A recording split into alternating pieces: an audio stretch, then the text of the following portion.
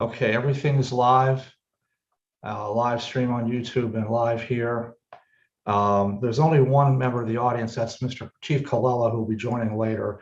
I found out that he was interested in attending public safety, too late to get him in as a panelist. So, but he won't be until public safety. Other than that, I didn't have anybody else as a participant.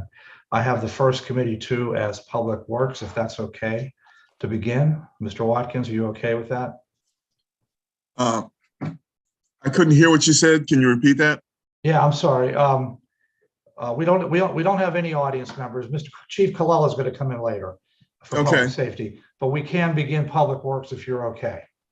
Yeah, that's fine. Okay. Manager's update. The only thing I really had was Three Rivers wet weather, and being that it's June 2nd, it's probably too early for their monthly update on the sewer situation. So I don't have any report. If anything comes in, I'll put it on committee the whole next month. I do just want to mention, though, notice that's attached to the Public Works agenda. I put sections from the Chalfont contract on there because toward the end of the meeting, you're going to be talking about that. So I just wanted to make sure you had something to refer to in case you needed it. So it is attached to your document. But that's all I have, Mr. Watkins, nothing else. Thank you very much for that, Steve. Is the engineer's report? Thank you. I just have a few items. The MS4 detention pond project, it was supposed to start today. They called me earlier on the week and said they would give us a call 24 hours before they started. They did not call yet. So I'm assuming any day now that'll be getting started. The Fall Run Interceptor project is continuing in progress. There's nothing new to report there. The Ashley Court to Ardmore sanitary sewer root cutting. There are two problems that are holding that up. One is that they don't want to destroy the playground because they have to drive equipment over it to get into the site. And the second is that PennDOT's culvert work is in the same area and they are kind of in the way. So once that's done, we should be able to get that project started and it won't take long to complete.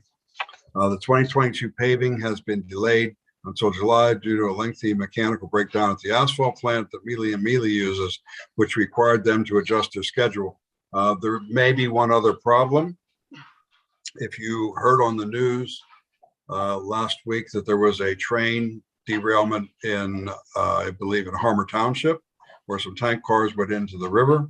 The cause of that accident was a truck carrying gravel to a project that was crossing the railroad tracks.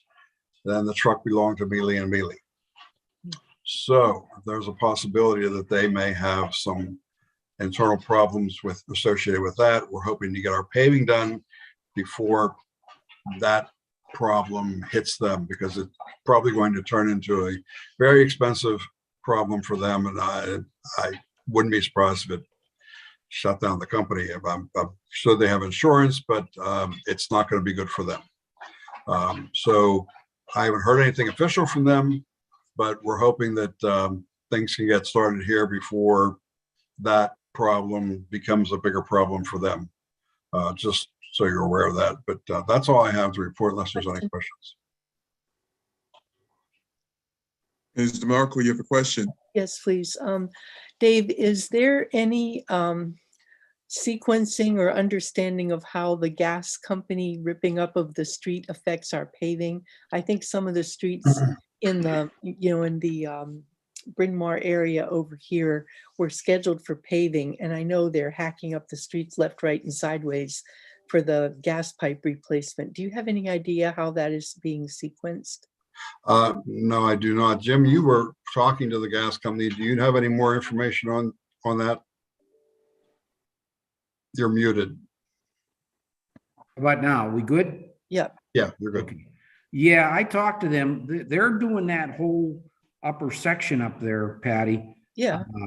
They're going to do Sylvan Hill Crest, I think they did Greenwood already, and Woodside over to Glasgow. And I think they may be going out Glasgow. and Yeah, they coming have it around. all marked up, but are they paving afterward or are we gonna have to pave after they're done? No, Dave, they should pave everything that they, They rip up? rip up, right? Now, we had Woodside by your house on the paving program. That's what I'm saying. That's why I was wondering. From the corner over to, a little bit past Greenwood there. Right. So, but Dave may be able to answer that a little bit better. If they're not done by the time we start paving, then we will delete the part that they're working on and they will have to pave it themselves. I did speak to them today about Avenue F. They assured us that they will have the binder in on Avenue F before we pave. They'll make sure, because that line is done. It just needs the binder and the trench is straightened up. But we'll work with them on that. And if, like I said, if they're not done under our new ordinance, they are required to pave full width, and we'll just have them pave instead of us. Will save us a little money, but they're aware of our new ordinance and they're aware of what the problem there is. So hopefully they'll get done in time. Marcus, you have a question? Actually, he just answered it. I thought our new ordinance should take effect that they have to do the whole width of the street, and Dave just answered that literally. So I'm good. But Frank has his hand up too. No, I mean, yeah, okay, so Frank, you have a question? Yes, I think it might be a good next step just to identify the next lowest bidder for the paving program and understand what's the delta and talk about potentially having to fund it that way. In other words, just transition over. Well, I would say this, if for some reason Mealy would default on their contract, I'm not hoping that happens, and I don't anticipate it would. Okay. If it does, their bonding company, they have a bid bond. Okay. Their bonding company would have to make up the difference between what Mealy's bid was and the next bidder. Oh, So okay. it wouldn't cost us anything extra. We would just have to pursue their bond, and the bonding company would pay the difference if for some reason they would default. It would, however, cause a delay. It would cause a delay, yes. We'd be put at the end of their schedule now, because I'm sure they've also bid out their work. I don't remember who the second bidder was. Nor do I. We don't have to solve that right now. Just I'm thinking No. like being. Well, I will check into that. I will check into that and see who it is and how much the difference is. All right, let's just maybe be prepared to understand that information Right. for the Right. either committee of the whole or the business meeting in June. Thank you. Marcus? One more question. So since Woodside looks like we don't have to do that because the gas company is doing that, we should look at our alternate. I think we can probably put an alternate street in because we have some alternates which we didn't fund it, I think. Well, I don't know how much of the part of Woodside we were going to do is actually being affected by the gas company. Jim, I think you said it wasn't the whole thing, right? Yeah, I'm pretty sure they're going from Glasgow all the way over to past Greenwood there. So it's almost the whole length that we were going to pave, I'm pretty sure, Dave. Okay. Well, I'll touch base with the gas company tomorrow and see if I can find out from them when they're going to be done there. Thank you. Anything else? Dave? That's all I have. Thank you. All right. Third item is the committee business report, on the child fund contract. Yes, Steve, you're on mute. The foreman's report. Oh, excuse me. Foreman's report. Okay, I got my list of projects there for June. And if anybody has any questions, please raise your hand at the bottom. And number 2 item in the bond issue that we had talked about before with you folks, we had a purchase of a 10-ton dump truck. And the funds would be coming from the bond issue. Although the truck, you know how expensive everything's gone up over the last year. we're talking about, it'll have to be probably, Steve and I were talking, it'll be probably talked about in finance. But we're looking at the chassis costing $121,498.16. And then the upfitting, which is the dump bed, all the lights, the snow plow, the hydraulics, is at 77.5. The total is 198,998.16. I mentioned to Steve that maybe we could take a portion of the truck out of bond issue and then do a 5-year lease purchase for the rest of it. The one thing I want to stress is, we have paperwork on it. If we sign the paperwork within 30 days, they will hold the price on both the upfitting and the chassis. The only way the chassis will go up in price if the federal government steps in and changes stuff on emissions on the truck. So the other thing is we will be selling one truck once we would get rid of, once we receive the new one. We're talking about probably 12 to probably 15 months out before this truck would be in service though. And don't forget, that's a finance committee issue, not just so you know. Marcus, I'll come back to you, but I just have one question for Jimmy. What do you anticipate the sales price on the truck that we're selling? The truck that we're going to be selling is a 1996 International dump truck. It's still running.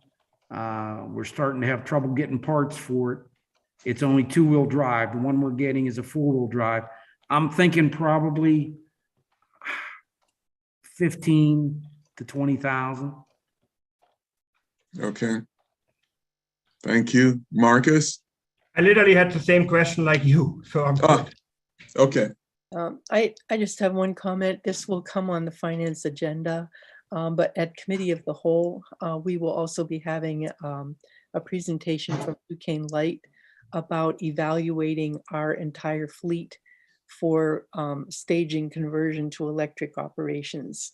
And we're not committed, it's free. The evaluation is free service, but it might give us some ideas about, staging our actions on the vehicles that we have. Thank you very much for those comments, Ms. DeMarco.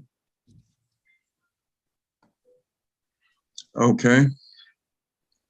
So nothing else in the foreman's report? We're complete there, Jimmy? Yeah, that's all, unless somebody has some questions. All right. Okay. Now on to the committee business report. We have the Chalfont contract. That's Marcus. Sorry for talking so much. I was actually on finance, I don't know, it was 10 years ago. So I was actually the one who kind of came up with that agreement. And I think the agreement is good. We just kept increasing everything. I think we really should just look into those hourly rates if they're like still up to date. Like we pretty much, they pay us upfront like a chunk of money, and then we count against that money our hours, our time, labor. And if they exceed what they paid, we will charge them extra, just to make sure if we have a bad winter, we will actually get more money. Otherwise, they will have their minimum kind of what they do. So I think the agreement in principle is still good. We just need to adjust and look into all those hourly rates. And at the time, Jimmy was very helpful with that because he gave me all those, he works as a private contractor. He knows all those prices because we did pretty much compare what would a commercial snowplow plower charge and things like that. So I think the main thing you should review, and I would recommend the Public Works Committee to review, is those hourly rates. Would it be Oh. possible for you and Jimmy, myself, and Mr. Baiocchi to get together so that we can review those prices in the contracts that we I'd have? like to be involved too, Cecil, please. Please, Ms. Martin. Is there Yeah. a date this week? We have to be very careful because now we have 4 people of us. So I guess we can do it as an informal, information only executive session or something like that. Because Well, it's a contract, don't forget, so I see. So we can do that.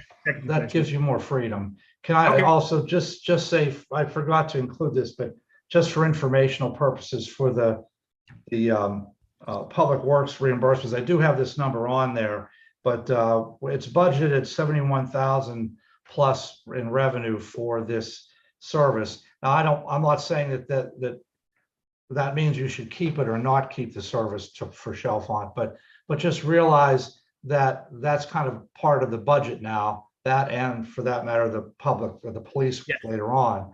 So that's money you'd have to find. That's about a little under 0.2 of a mil that we get in for the Public Works contract with Chalfont. And the last couple of years, I've turned the reporting for Chalfont over to our secretary, and Ed hasn't done that yet. She's still learning. But when I was doing it before turning it over, the last couple of years, we did actually come in the way Jimmy and I calculated under. So essentially, Chalfont did not go over in value. They were less than what we had gotten in revenue as far as the work we did. Now, part of that work, I always look at it like part of that cost to Chalfont is that they're also paying to have on call a very good top public works crew, especially in the wintertime. I mean, their roads are going to be as good as Forest Hills roads without sacrificing anything for Forest Hills in the winter. So, that is part of the cost. But just, when we did exceed, as Mr. Erberdinger mentioned, we did get additional money from Chalfont. And several years, though, in a row, we did not exceed. We actually made a little bit of money, if you want to look at it that way, on that agreement. We had like relatively mild winters. That's why we did that to begin with, just to cover us if we have really bad winters. But yes, I'm okay with that, having like a offline executive session dedicated for that next week. I think it's a good idea. All right. Will we have a report of how many hours are spent for each service that we provide in a typical year? Yes. to Evaluate. Yes, that's what Steve mentioned. I guess. That's the report then. Okay, thank you. I can email you the last one I did. The one from last year may not be finished yet because, again, when we lost Annie, she was working on that with Jim. I'm not sure if it's done. I wasn't doing it anymore. But I can email you the last one that I did. And we can check and see if Annie did finish that before she left. I don't know if she did or not for the end of 2021. And Jimmy, basically, every time he moves over to Chalfont, he will keep track what he's doing. Like, obviously mowing a park lawn is cheaper than snow plowing and things like that. So it's all categorized according to those hourly rates. So Jimmy does that report. I think he does it every month. And then it gets tabulated in the annual report. But yes, I think I like the idea. We should have an offline just to tell you the history, or how that happened. I'll try to get that to you, that report, that spreadsheet to you tomorrow, so you have it in advance to look at it. I'll So send it to everybody on council. That's for 2020? I think I'm through. Yeah, I don't know if I finished 2021. Jim, do you remember? I'd have to look, and I don't want to get away from the screen here right now. Do you remember when Annie started doing that? We turned it over to her. You don't remember? Okay, don't worry about it. That was I last can. fall, I'm not sure. I'll give you the last full report, and I'll give you whatever I have for 2021. It may be incomplete because I don't know what she had finished, but I'll give you whatever I have for 2021. That'll give you a good idea, I think. All right. Sounds good. As May I far ask as a the question? date for next week? Oh. Did Mr. Burley, did you have a question? No, I did. I'm sorry. Okay, I thought I heard somebody. Yeah, Did this anyone was have- Jack Lawrence. Okay, Jack. I just wanted to check, in calculating those hourly rates, I wondered how much we're including pension benefits, overhead, et cetera, wear and tear in those. It was hourly supposed to be fully loaded for labor and for the trucks. Yes. But like I said, that's the main thing I think we need to review and update, because in the past 10 years, we pretty much just added like 3, 4, 5% every year, whatever it was. But we did not, I think we need to go really back to look at those numbers hard, if they're still up to date. Yeah, because if you just look at an hourly worker's wage, you usually, depending on the corporation and organization, you're looking at 2.5 to 4.5 times the hourly wage to calculate the actual cost. And so the $77 looks pretty low to me. So Yeah, it's just something to consider. No, that's you. exactly what I think I recommend us to do, to look really hard at those hourly rates for the labor and for the equipment. Yes, I think that's what we have to do. But not the structure of the agreement, I think makes sense. It's just those hourly rates. We need to really have a deep dive in those. All right, we can schedule that offline per email. Okay, will do. So we are finished with the Public Works. Mr. Unless Watkins, anyone else has questions? yeah, Mr. Watkins. Yes, sir. I would like to propose that, at least for the next meeting, we add to our agenda looking at alternatives to road evaluation before the next review is due.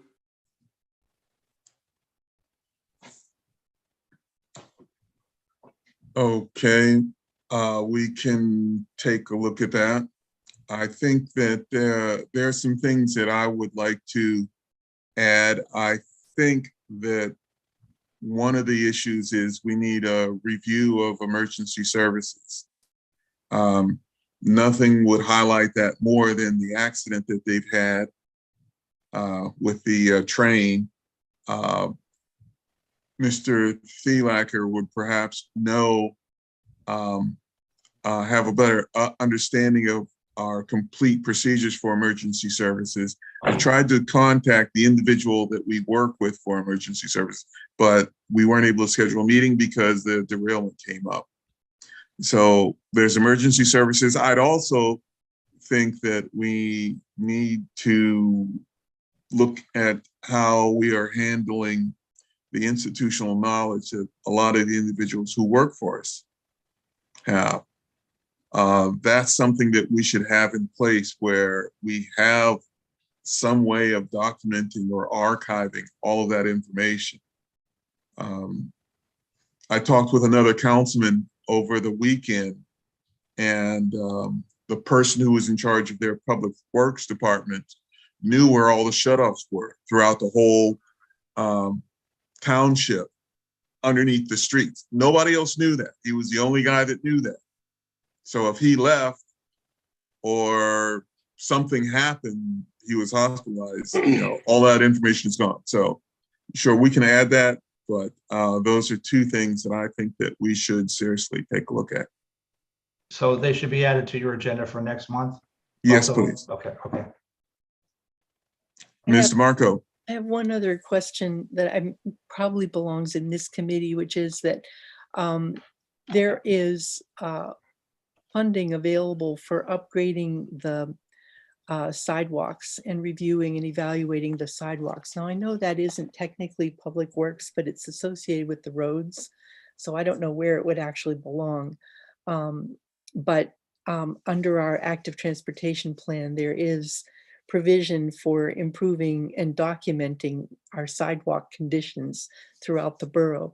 And I think it's a $10,000 grant that we have available to us if we access it to do that evaluation. I don't know if that would come under public works or where. It would seem to me that it would, because it's associated to the roads. Steve? I think it depends on whether you're talking about just borough sidewalks or you're talking about all sidewalks. If it's all sidewalks, those are owned by the property owners. Obviously, borough sidewalks we would own. Yeah, but would they be under public works then? If it's borough sidewalks, it Yeah. could be public works because the crew is the one who, what do you call Well, it, repairs them or builds them, or it could be borough property. It's up to you.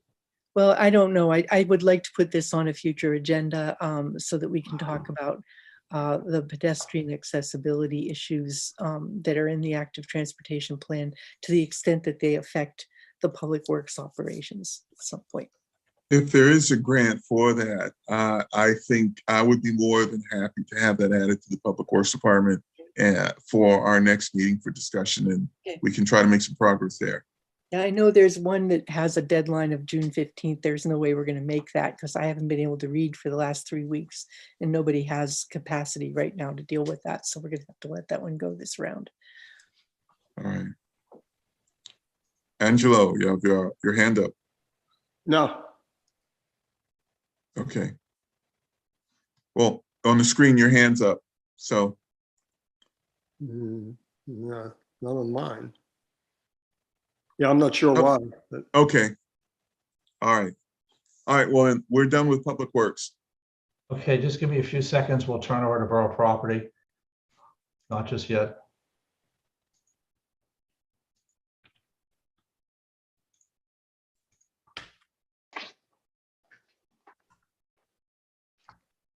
Okay, Miss Martin, I'm okay to start Borough Property if you want me to. Yes, please do, Steve.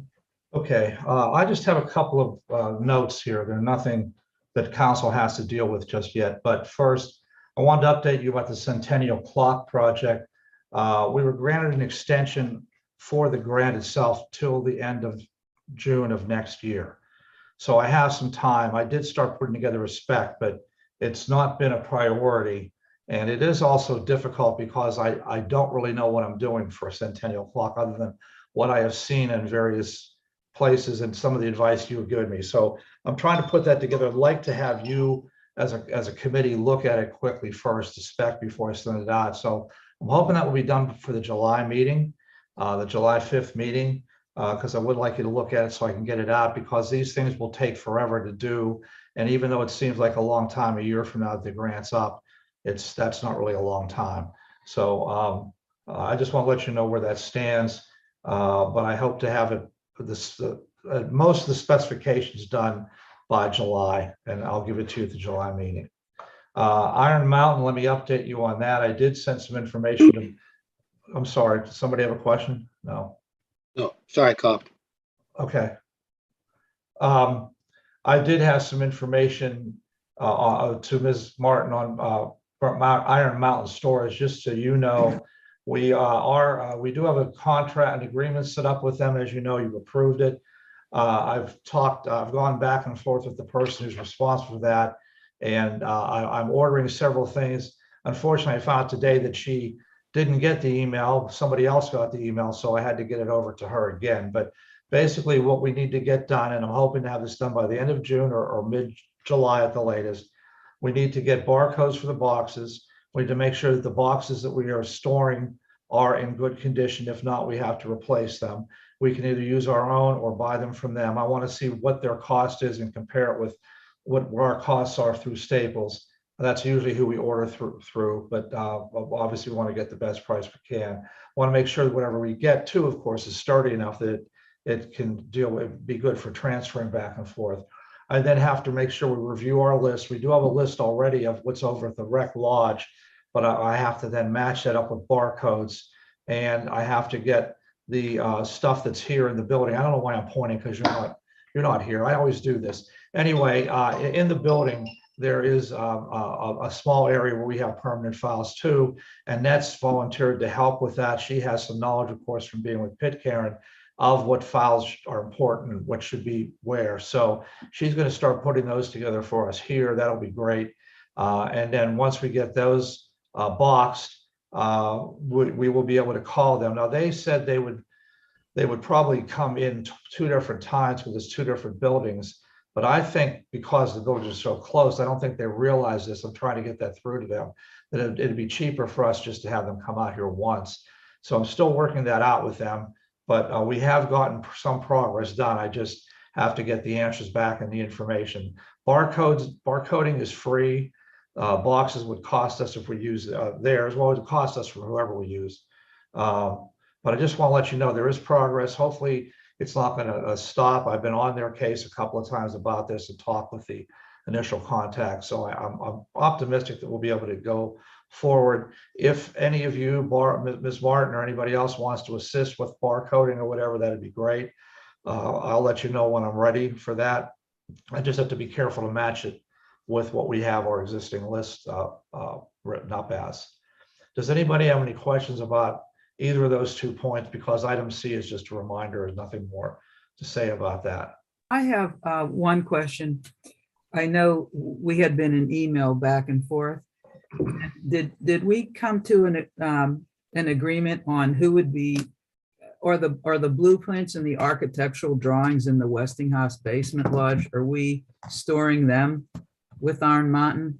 Yes, and I need to have, I've told them we have different kind of files that are in rolls. And I need to know what they can provide, if anything. If not, we'd have to get something ourselves through Staples or whatever. I know that you can get them, but I'd like to see what they have first, and that's what I'm waiting for, the information. It took them a while to set up the contract, and I only got this information about a day before I think I emailed you, Ms. Martin. So it's been fairly recent. But I do want to know about that as well.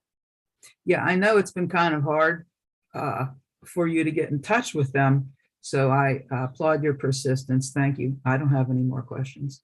Okay, anybody else? That's all I have for my report then. Okay, Mr. Gilliland. Thank you. Just a few items. Well, number one, the pickleball court line painting will be done when the paving project starts, which we spoke about earlier. And number two, we have a blight remediation grant, as I've been announcing for about a year, to demolish 21 Marion Avenue. I did speak to Harrisburg about this because I thought that the grant expired this June. It actually expires next June, but they did emphasize that the address cannot be changed. So in light of that, I would suggest that we just wait and see what happens with the property over the next 9 months or so. And if it continues to sit and deteriorate, nothing happens, then maybe we can pursue condemnation at that time. The third item is the bird sanctuary observation deck. The contractor, after many attempts, did get back to me and said that he plans to start work in mid to late July.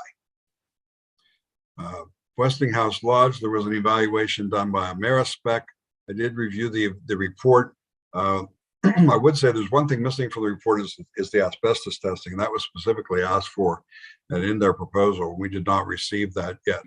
I checked with Cindy, she doesn't have it either. So I did notify them that we were looking for the asbestos report because we know there's asbestos in the building. But I did do a report. There was just an attachment to my report for tonight with a number of items. I would ask you to review that on your own time, and that's pretty long. I don't want to go through it in length of the meeting, but if you could look through it, I make recommendations as what I feel as the priority items and who we would need to hire to do those items. And then once council looks through that or a committee looks through that and has a recommendation, we can proceed with getting those quotes or bids, as it may be, to do that work once we're set on what we want to do. And there is some involvement with the people that are looking at the heating and the energy consumption. John Zeller of Siemens. Yes, Siemens. Okay. All right.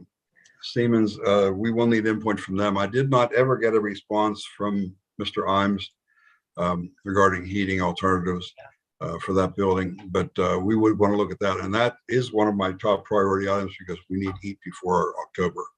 So I would expect that you would work with Siemens on that aspect, the new HVAC system and the electrical repairs, at least that are listed in Westinghouse Lodge. Have you been in communication with them about the progress that they're making on their evaluation? I know they were planning to come in and do full audits of all the buildings in the next 2 weeks, and they were asking for access to the buildings and so forth. Have you communicated with John about that? I've given him information. I got him this report, but I have not received any feedback from them. Okay. Yeah, I'd like to put a report on the Siemens work progress under your report in future borough property meeting agenda items, if we could, please. Okay. Because we'll have to start tracking that. Okay. Any other things regarding the lodge? Dave, I had a comment when I looked through the list, and I liked how you had it separated for the top priority. However, the one thing I wanted to note is there seemed to be, because now when the company came in to look for the leaks in the water, there wasn't the ponding that there was when we went in the winter, and there wasn't any water when you come down. I guess that's like going into the basement. Remember, we thought maybe a drain is required at the bottom there because water is going in. I guess it was from snow. Additionally, I understand there was the one leak was actually voted on as being okay from previous council.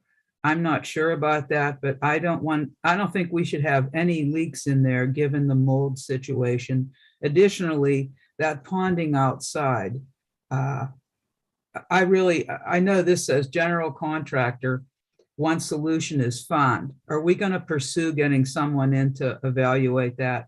Yeah, that's what we would do. We would have to evaluate that. One of the things that they felt was the source was that the slope of the land, that as it meets the edge of the foundation, is such that water runs towards the building instead of away from it. Mhm. Another recommendation they had is to remove the mulch up against the building. Yeah. Because it can lead to insect problems when it rots, and it is a maintenance item. So I think once we could probably combine those two, and once the mulch is removed, we can look at the elevations adjacent to the foundation and adjust as necessary before. What they recommended was that decorative stone be put in place of the mulch. And before we put the stone down, we would look to make sure that the proper drainage is there, so the water runs away from the building instead of into it. Marcus, you have your hand up? Yeah, my recommendation to the committee is, we need to complete that list. Like Cindy, I know, has her own list, like with wish items and she wants to do. So we need, and Siemens will have things like, replacing the appliances in the bathroom and things like that. So once we need to have a entire list, then we have to price out everything. And then it's kind of like our capital improvement funds. We have a list of stuff we want to do, and then council has to prioritize. I actually told Cindy if she gets everything approved, she didn't do a good job. Obviously we need to have a big list, and then we have to maybe do some cuts. We have to see.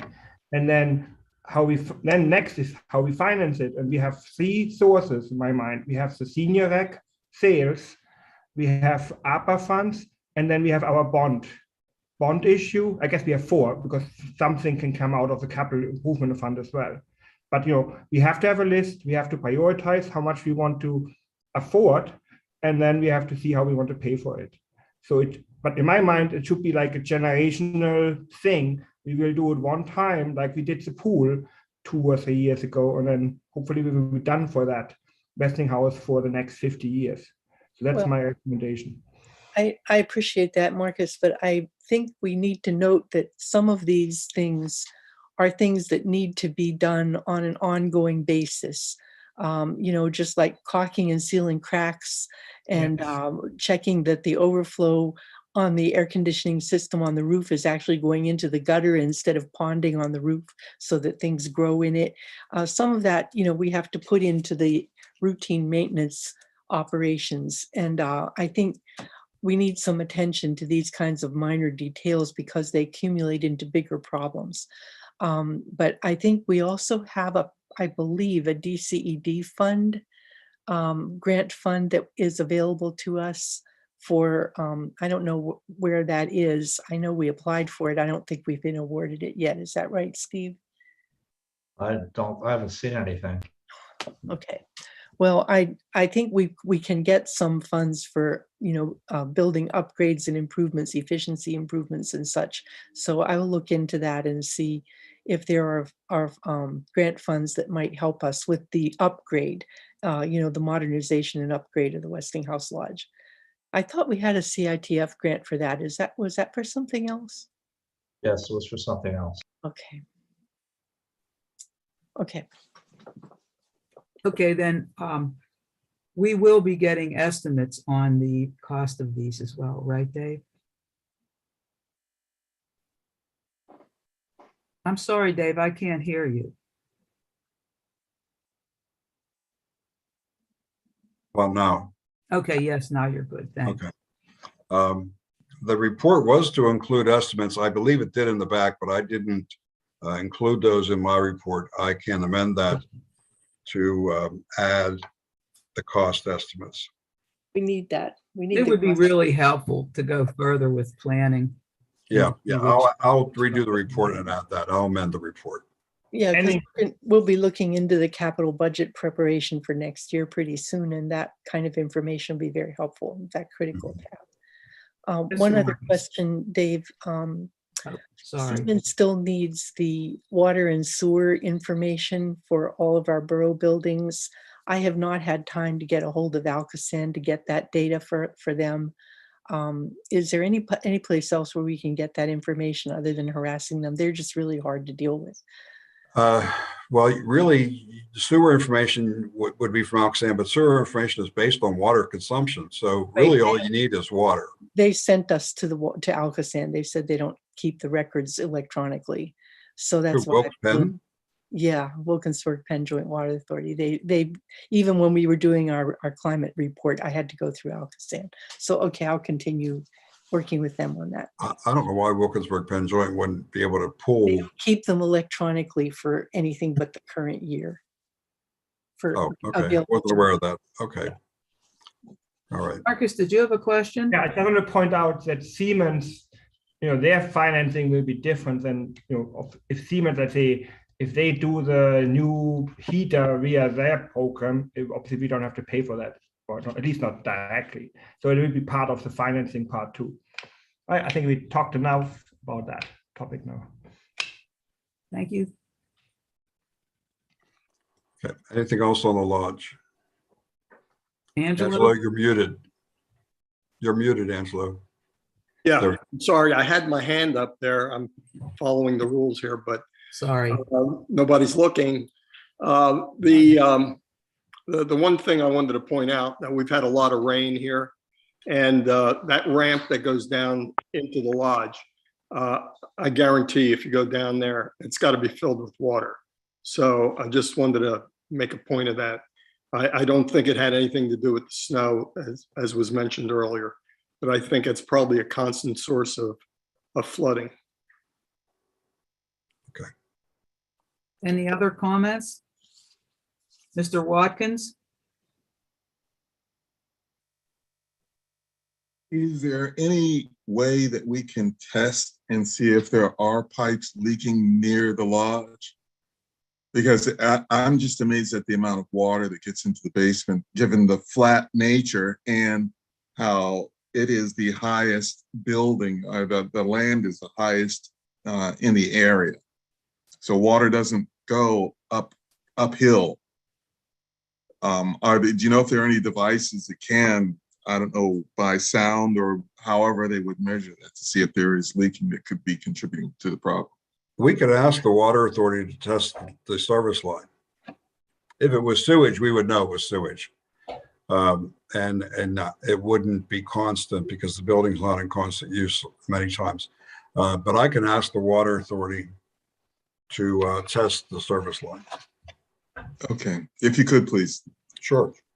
Mr. Burley, you have a question? Yes, because we are Forest Hills, water runs downhill. And there's many times I've gone up Marion and the water came over the bumper of my car. So I know that's the issue that we are trying to work with. A lot of that surface water is going to go down into the lodge, down into a senior citizen lodge. So I don't know. I mean, it's either a French drain or some kind of way to channel it away from where it's going. Right. Any other comments? Did you want to move on then, Dave? Yeah, I only have one other item, and that is the signage for the pool. I got two quotes. I got quotes on two signs, I should say, from 4 different companies that make signs, electronic signs. As you know, at the last meeting, you approved that with the solicitor's motion, which bypasses the zoning requirement. The sign at the entrance will be 3 foot by 6 foot. That's approximately what you have now. I got 4 prices for that. The lowest was from TV Liquidator at $9,470. And if you wanted to add another sign on the kiosk, the lowest for that sign was from a company called SignStat. They're local. It's not much cheaper than the one from TV Liquidator for the small sign. But I believe at the last meeting, there wasn't any consensus yet on whether we need the sign on the kiosk.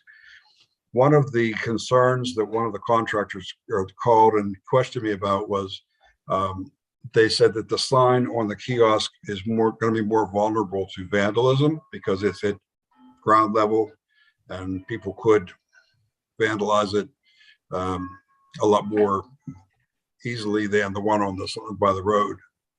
So that may be something to consider too. If you really need the sign at the kiosk at the entrance, and if you do, that we'd want to make sure that it is vandal proof. This sign that I requested, and the reason that the price came down on some of these, I asked for a sign as per the committee's directive for just one color. We felt that we didn't need something with multi-colors. We just need to get information out. We don't need anything very graphic. We don't need a Jumbotron type sign. Unfortunately, I think the three that are higher for the sign by the entrance road on Braddock Road, they don't make one that just has one color. And I think that's why TV Liquidators was so much cheaper, because they do make one with either red or like an amber color sign for the text. So if committee wants to look over this, and if I can send you the actual proposals, if you'd like to individually look at them, or if you wanted to decide on something tonight, we can put it on the agenda for the next meeting. Well, I wanted to mention that TV Liquidator, they do have the lowest price for the 3x6. Just so we're aware, that company isn't local. The No. sign would be coming here. We would have to install it, which is included in the price of the other signs. Additionally, their guarantee is only for 3 years. And Right. I think some of the others, it was 5 and maybe 10. Was one of them 10, Dave? I don't remember a 10. I remember 5. Okay. So I think we should look at that.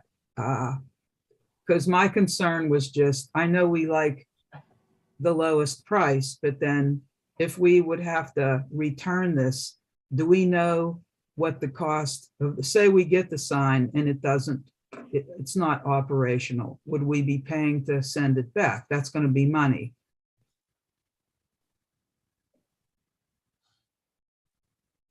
I'm sorry, Dave, I'm not hearing you again. How about now? Yes, thank you. Okay, I can send the actual quotes to everyone, or I can send them to Steve and he can send them out.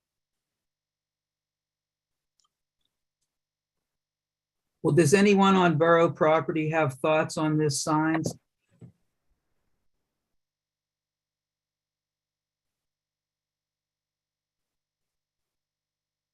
Patty, I think you're muted if you're trying to talk. I think the lowest bidder, I'm trying to figure out whether this is in this year's budget or next year's budget. I don't remember.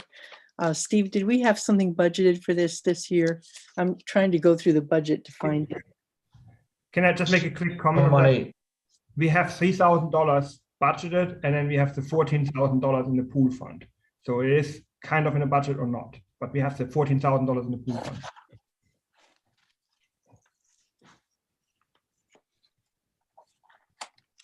Yeah, well, these are well over that, except for well, they're all over that.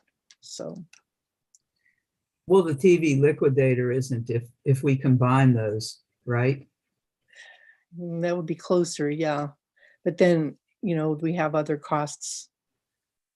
for Yeah, tran- they're not factored in, so. Yeah, I'm other not costs sure. for transportation. I think we need to see the full costs, including installation, in order to make a judgment on that. But I also am concerned that all of these prices are considerably beyond what we had budgeted for.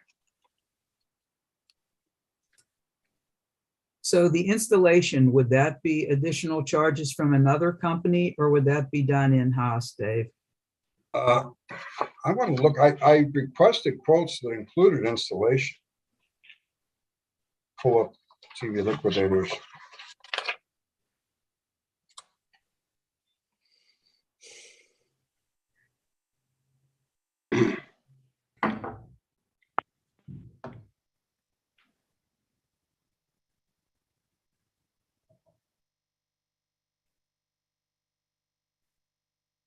I don't see anything that specifically says installation, but my request that went out to all four specifically said an installed price. Jimmy, you have your hand up. Yeah, it says easy to install, comes ready to go with no assembly required. Built-in mounting brackets and installation guide included. So no, they didn't include the installation. Thank you. Jim? Yeah, when you guys first started talking about it, I think we were talking, we were going to install that for you guys. So take the old one down and install the new one. So this would be under the pool, under miscellaneous expenses, I imagine, and there's only $4,200 and something budgeted in there, and that has to include everything in addition. So I'm not sure, Steve, where we would get the rest of the money for this if we have to get that much of an expense. I saw Mr. Bioki's hand up. Yeah, just my opinion. Excuse me. But I know just putting a brand new monochrome sign up on some old posts doesn't seem like the right thing to do, in my opinion. So, and to have it done and installed professionally, no offense, Jim, but to, have it done by a sign company that does it as part of their day-to-day work, I think makes more sense than to try to, jury rig this. Marcus? I just want to, that we have the budget discussion every month, we seem like. We have $3,000 we already committed. We have $14,000 in the pool fund. So, I don't really care whatever council wants to do, one color or one of those other ones. But if we go to one of those $20,000 signs, we do have, it's like $3,000 we are short. The entire pool budget is like based on big estimates, like how many, we don't know what revenue we have. We don't really know what our costs are. $3,000 again isn't the noise of a $10 million. I know we can't do thousands of those projects, but it's in the noise. So if you feel like we want to do a $20,000 thing, we can use a $14,000 in a pool fund. We are fine.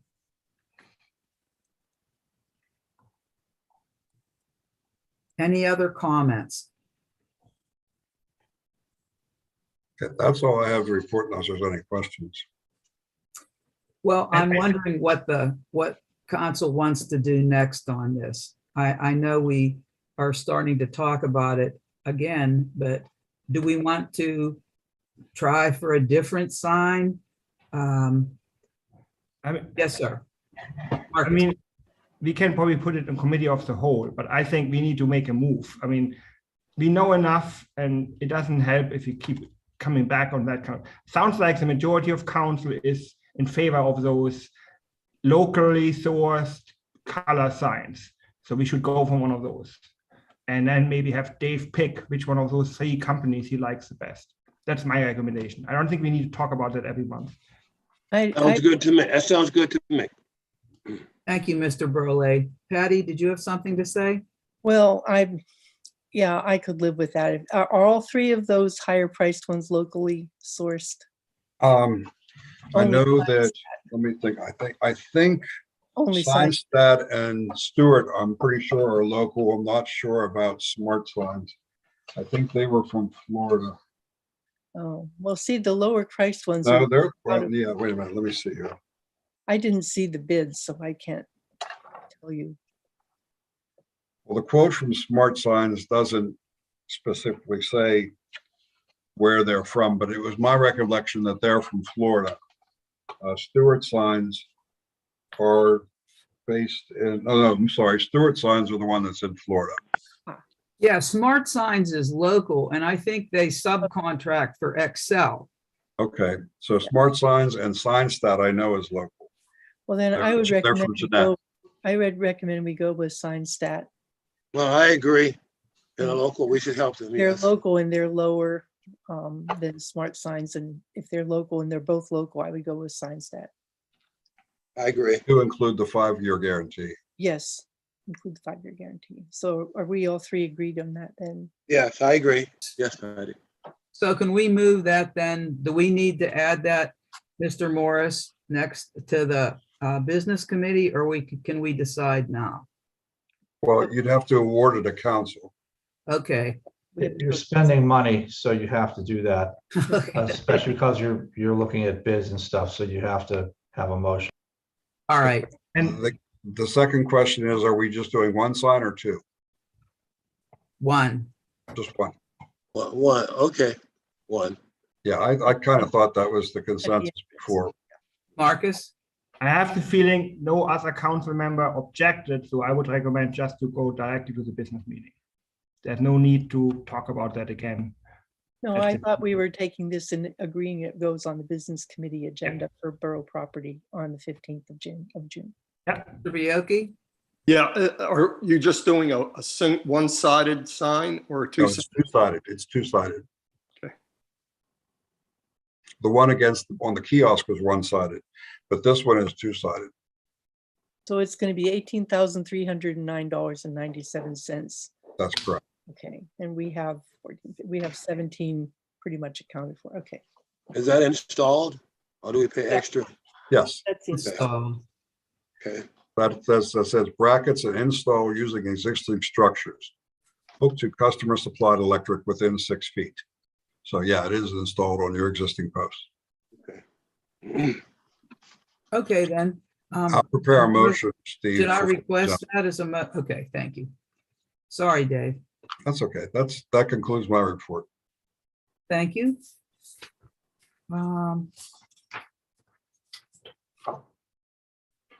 Okay, then, under committee business, we already spoke about the Westinghouse Lodge repairs, but B is the connecting door and upper wall between the library and the community room at 4400 building.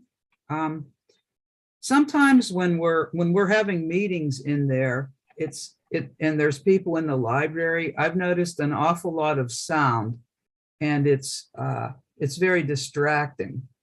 So I was wondering if we have ideas, could we look at how we can have that to be less noisy? One of the issues Dave, go ahead first. What I suggested before when you mentioned this was that it's the louvers above, I believe, is where the noise is coming through. And I think you would need to check with your architect to see if there's a reason that those louvers are there. Is that required for heating and air conditioning circulation? Yes. If not, then they could be eliminated. And then you would also need the architect to design something to seal it off, because you can't just go and seal it off without knowing if the structure underneath it is going to support it. Mr. Morris, you have your hand up? It's the louvers or whatever you want to call them and the doors, both that carry the noise. The doors do not seal either. So you really, if you're serious about it, probably need to eliminate both, but you also need to do it in such a way that you have some kind of insulation put in there that's much better than the insulation they did in the small conference room. And I do have I'm trying to arrange a call with the architect. We may talk tomorrow, I don't know, but I've sent him an email about that and a couple other issues with the building. So I need to find out from him if there is a reason. I think personally, what they did was, because the library was added with a grant at the last minute, they just carried the wall that they had between community room and council room into the other wall, thinking that we would want to open that sometime to have all three rooms together so you could have a big meeting. And I've told them no, but that had already been worked out by committee. If you recall, I don't want to go through the history of it, but it had already been worked out in committee. And so that's what they were going to do. And I had told them I didn't like it, but everything had already been ordered and all that. And so I don't know that it really is an issue with heating and air conditioning, but I think it was more the design than anything. But I am trying to pin them down, and hopefully we'll have some answers soon. I just couldn't get it before this meeting. One question, Mr. Morris. If the wall that's in there now, it's not really a wall, the door that you said it's open, sort of, it seals, and it's not soundproofed. No. Do we have any budget to repair that? Say we wanted to wall that in. Yes, yeah. Well, I saved, based on my discussion with council several years ago, a significant amount of money in the building fund to handle things that needed either repaired, replaced, or finished that we did not finish. So there is funding now. if you're talking about if this is going to end up costing us like $500,000, no. But if it's going to cost us several thousand, yes. We can do that. I don't know that. I need to get some information from them. Remember, Patty? we did structure this building so that there was flexibility of the use of that space. And the design that was put in place was for that purpose. Now, it turns out that there are reasons why people don't want to have the library have access to the community room by opening that door the way we do for council meetings. And therefore, the functional structure has been changed. Well, After the I have design an explanation as to why, but I'm not going to repeat that now. I mean, basically, anybody who wants to use the community room needs to get on our schedule, needs to get Right. permission, and that's something that was not happening.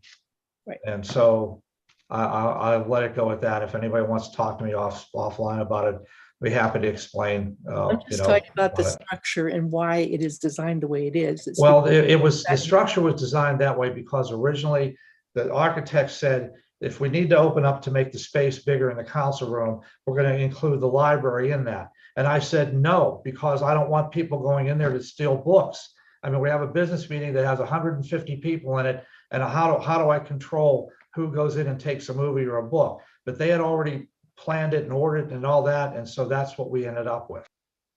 I just have one question, not to belabor this, but other than the library coming in, perhaps without not going through the booking process, is that door actually used for anything from their side? It looks to me like a lot of things are stored there in front of it, like, oh, I don't know, reams of paper or something when I go there to get a book out. What we do if we're unlocking the door either is unlock it from the hallway side, or one sliding door does unlock and allow. It just depends on what they need. So we can have one sliding door open to get there. They don't really have a need to have all four doors slid open when they need access like that. So, and we have worked with them on that and tried to find ways that we've let them use the small conference room for things. Sometimes that works better actually for them because it's a smaller area. They can control people better, but we have let them use the community room too for different things as well. We just need to have it scheduled so that it's not interfering with. I always tell everybody, councils is the first priority in use of the building, and the council and mayor, whatever your needs are, come first. So that's why we want to make sure it's scheduled that way. And that's why, we schedule garden clubs, for example, for meetings and others. Now, I had closed that off with the pandemic. Other people have said, no, we should start opening it for some things, so we do. But my original thing was keep it closed. I still don't think this pandemic's over. But I mean, I don't think it's over by a long shot. I think it's still a very serious issue. But in any case, that's what's happened. So we do occasionally use it. In fact, the library just asked me the other day about being able to use some room for their book club. And we told them the community room would be fine, or if they want the small conference room, which works better for you. And I think they're going to take the small conference room because it's a circle. I mean, well, not a circle, but it's a rectangle. It's smaller. It allows a more intimate setting for just the 8 or 9 people in the book club. But if they need the community room instead, we can accommodate them. That's not an issue either. Okay, it sounds like we need to get a little more background information. Does anyone else have any comments on this? Okay, could we move this then again to the July meeting? Perhaps if we have enough information by then, we can talk about it more. I hope to have it by then, sure. Okay, thank you. Okay, that ends borough property. Thank you. Okay, give me a few seconds. We'll go to public safety. Good night, everyone. Hi, Dave. Hi, Dave. Thank you. You're welcome. Thank you.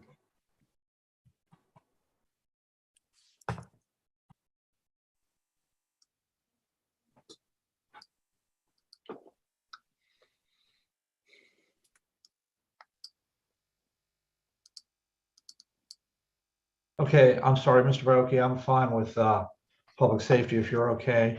Yes, I am. And I just have a reminder, I don't have any reports, so you can move away from me and move on to the other items. Okay. Under outstanding items, this has been on the agenda repeatedly about cameras at various locations. And it's also under borough property. Is there any time frame? Is there a location? Is there any other information that is associated with this that would require us to continue to carry this on the agenda? No, you don't need to continue to carry the agenda. If you look at the capital improvements plan, we have a line item there for cameras at various buildings, and we have a plan for 4 or 5 years in advance of how we might do that. Now, it's how we might do it, not how we will do it, because again, it requires allocation of funds, but you don't necessarily have to keep this on here. I was in the habit in the past because the former council always wanted me to maintain an outstanding items list. If you don't want that, I can remove it. And like I said, it is in the capital plan. If you want, I think that's even explained in the detailed section of the capital plan, if you want to take a look at that. So it's up to you. Yeah, I would remove it unless there's going to be a follow-up, time frame for this to be purchased and installed. I don't see any reason to continue to carry it. Okay, that's fine. Okay. Next item is the EMS report. It's attached to everyone's agenda. So unless there's any questions about that, we can move on. The next item is the business report. And this was item A, it was access to the elderly and other homes in an emergency. This was an issue that was raised by Mr. Tomasic.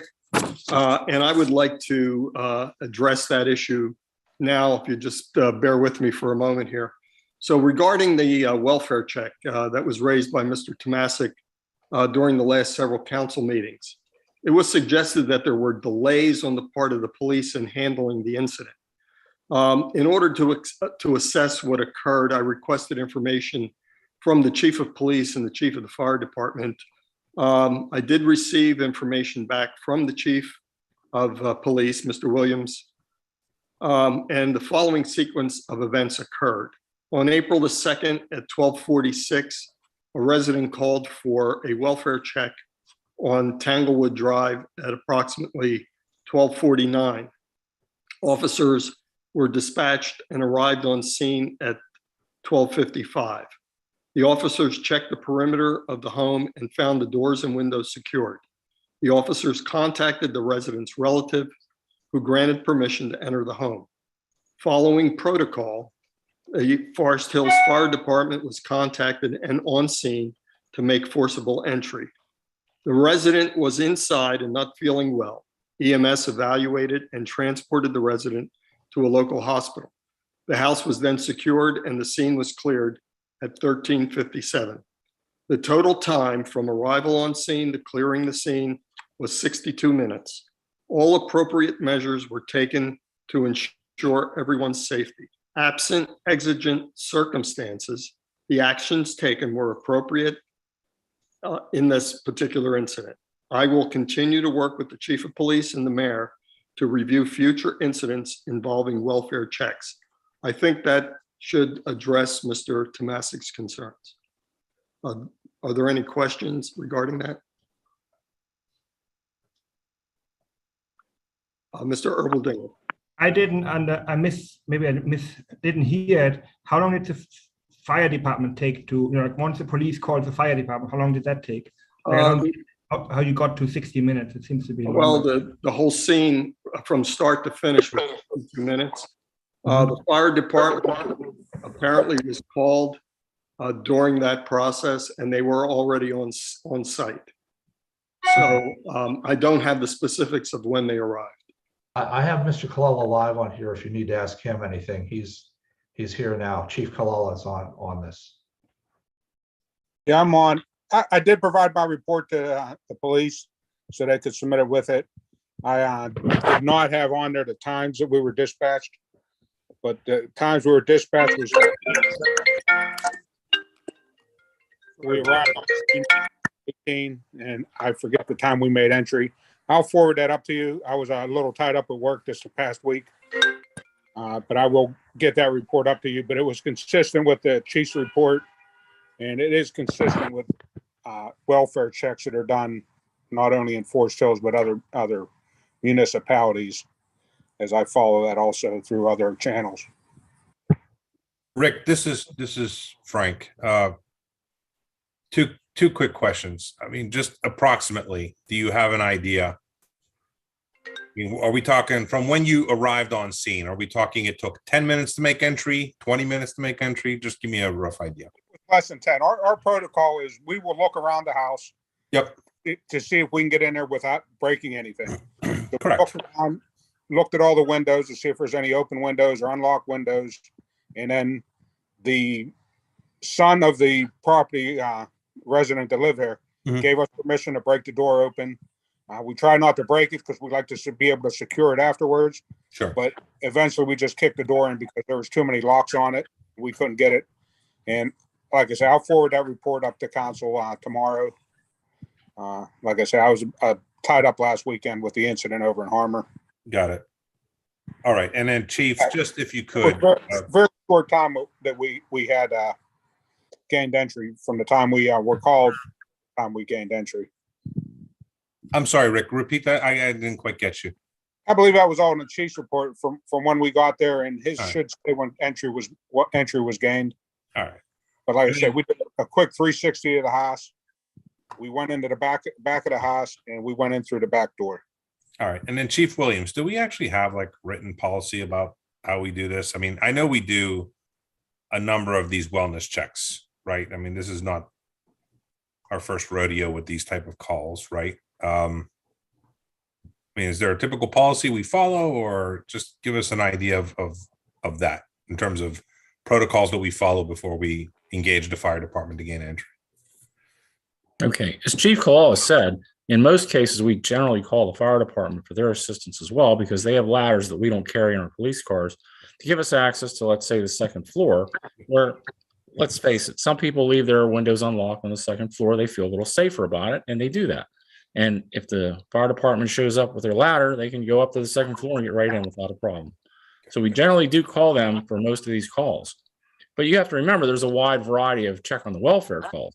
There's the elderly welfare call where we're going in and we're hoping that, you know, we get in there, maybe we arrive there and there's 2 days worth of mail back in the mailbox, and maybe we don't really, you know, we don't wait. We're going to probably just push the door in. But again, some of the things we have to do first are we have to check with 911 to see if that person has maybe been taken to the hospital by an ambulance, or if we can talk to a neighbor to see if maybe one of the relatives is coming and maybe taking that person on a trip with them. Again, we work from a position of limited knowledge when we decide to kick these doors in or break in somehow. And we like to do it with a minimal amount of damage if possible. The easiest way for people who are elderly to provide us with some information ahead of time is to have contact information online with us in our computer, or to provide the maybe door code for a garage. And I can tell you that I spoke to the individual in this particular case, the son, and he acted immediately after this incident, and he put a keypad system on the front of the door, and he put a door opening system on the back door. So he acted very quickly based on this previous incident. And that certainly helps us a whole lot when it comes to having access. Now, we are going to provide some information on Savvy Citizen in the next week or so, asking people if they would like to provide us with that information to call the borough building, and there'll be a form for the person answering the phone to fill out and give us that information. Now, I do have to speak to Mr. Corbel about, I think we should probably have some kind of waiver of liability when it comes to taking people's keys or their information about their doors. I know in the past I had an old one, but I think it's probably going to need a little re-upped.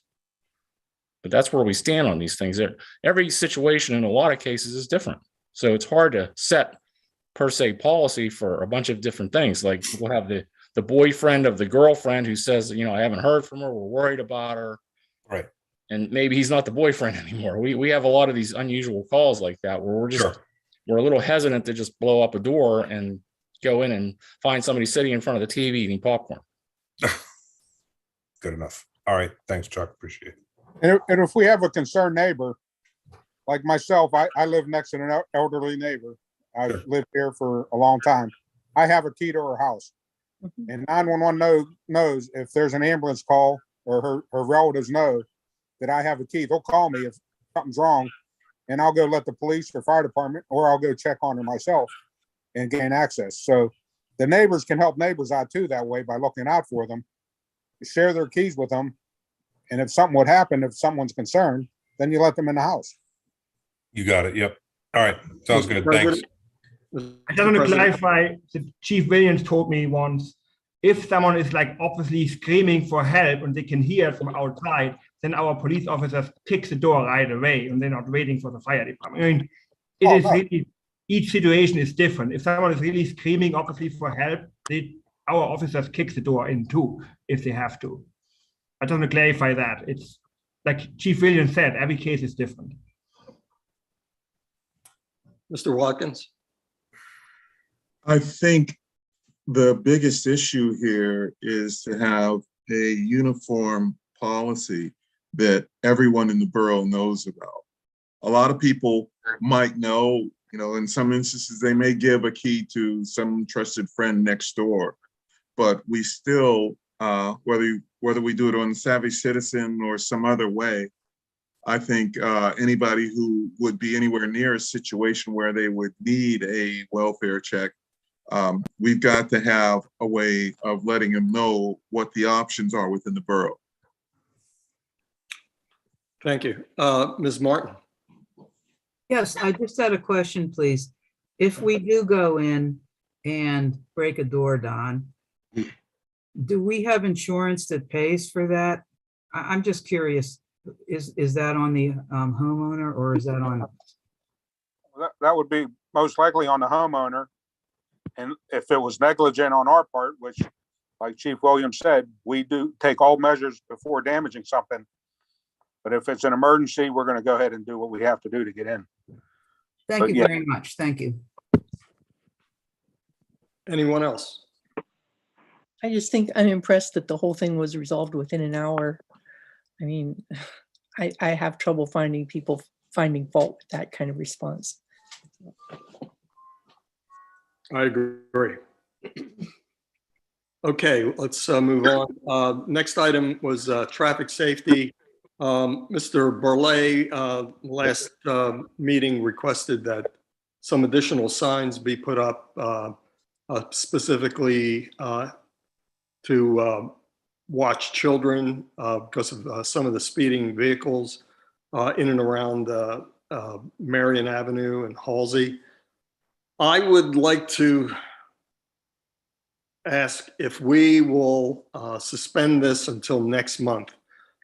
In June, I propose to have a little bit more comprehensive proposal regarding speed limits, traffic signs, and the like. And I would like to move that take place next month. If there are no objections. That's fine with me.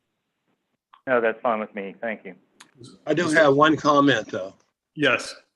I think the watch children signs should be placed in places that the community feels good about, because I learned a big lesson on Halsey by putting parking spaces there, and I got chewed out because you didn't consult me, Bill, to find out how I felt about it. So I think as we place these watch the kids signs, we should consult the community on how they feel about it, because these are very key pieces that the kids need to see. And the signs I'm suggesting are the same that are used in Churchill and Wilkins. They even have them in Pittsburgh. So I don't mind waiting until then, but I really think that we shouldn't spend too much time with this. School is out and the kids are playing, and I don't think it would be wise to wait too long on this, because if we get these electric cars, okay, and we got millennials flying up and down the street, and if a kid gets run over by an electric car, I mean, we're all gonna feel really bad. Yeah. So I don't want to put it off too long until we decide on how we're going to place these signs, and also how we're going to go about making sure these speed limits, because Chief said, I don't know if it's still there, that there's some type of device that we can put to track speeds on the different roads. And so I'm looking forward to that. And I've been throughout the whole Barrow, and I see 15 miles an hour over in Cherry Valley. And I think that maybe there's some streets over where we are that is 15 miles an hour, such as Halsey. And so I'll wait to give my full presentation because I'm going to do some more research about it. I've talked to Patty about it, and she understands it's mixing into what she's doing with the 10-year comprehensive plan. So I just wanted to be able to say a little something about the fact that we shouldn't wait so long on this issue. No, and I agree, and it's of concern to a lot of citizens, and I think we need to take some action. And like I said, I will have a proposal that will be presented at the next meeting. Angelo, if Yes. I might, the active transportation plan has a number of safety suggestions in it. I hope you would consider including that when you're making your proposal. And Yeah, anything I can do to help in that regard, please feel free to ask. I appreciate it. Same here, Angela. Let me know. All right, thank you. I've talked to the planning department, and they feel real strong about it. So, like Patty has said, so let me know what I can do because I'm outside of you. I'm in another committee talking to you guys, so I understand. Okay. Okay, thank you. Next item, item C. I'm not sure why that's on our agenda. Mr. Morris, can you help me with that? Well, if the mayor's still on, he might have more, but basically, Brian Armstrong, Mayor, do you want to talk about Brian Armstrong Sure thing. rather than me? Yep, happy to do so. So he's just formally requested that we move him to a full disability, right? He's no longer going to be able to return back to work. And so what we need to do this evening, he submitted a formal request in the form of an email to Chief Williams, which is the protocol that he needs to follow as an employee, right? That in turn has been forwarded on to myself and the office staff to notify us. And what we should do this evening is accept his letter, and that kind of formally starts the process, if you will, right? So that's exactly what we're doing with this request. So I guess I'm not clear that the public safety is the place to accept his letter as opposed to one of the other. You have one of three options as I see it, and Steve could probably also maybe weigh in on this. If not, then so you can do it tonight, right? Because it's a publicly advertised meeting, right? You could do it at committee of the whole, or you could wait until the business meeting in June and put it on the agenda at that time.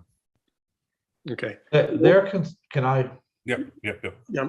They're concerned about timing on this and having the timing correct.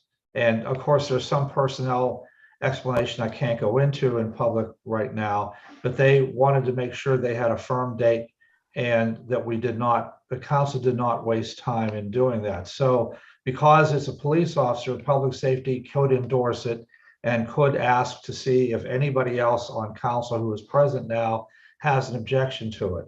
If they don't, then the Public Safety Committee could authorize, just as the mayor is asking, to accept his letter, and you could then decide to just simply ratify the action of the Public Safety Committee during the June 15th meeting. But that way, they could officially notify Mr. Armstrong, Officer Armstrong, within a few days, if not sooner, if not tomorrow, that his letter has been accepted.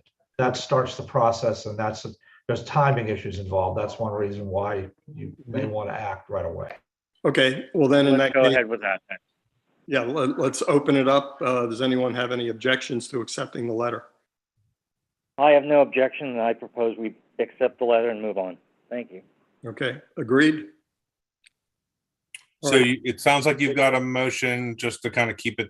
You need a second, and then you need a Well, no, Review by you acclamation, right? really don't have a business meeting here. You can't do Oh, that. all right, so The we'd three have to wait. members of the Public Safety Committee are asking, do any members have an objection it. to it? All Does right. anybody have an objection to that? No objection here. No. No, none here. Okay, so there is no objection. If anybody has one, raise it now. No? No. So, Mr. Baoki, you can say the Public Safety Committee has agreed to accept his resignation or his retirement letter, resignation letter, and ask that it be simply ratified by vote, voice vote, or whatever. It doesn't make any difference on the June 15th meeting.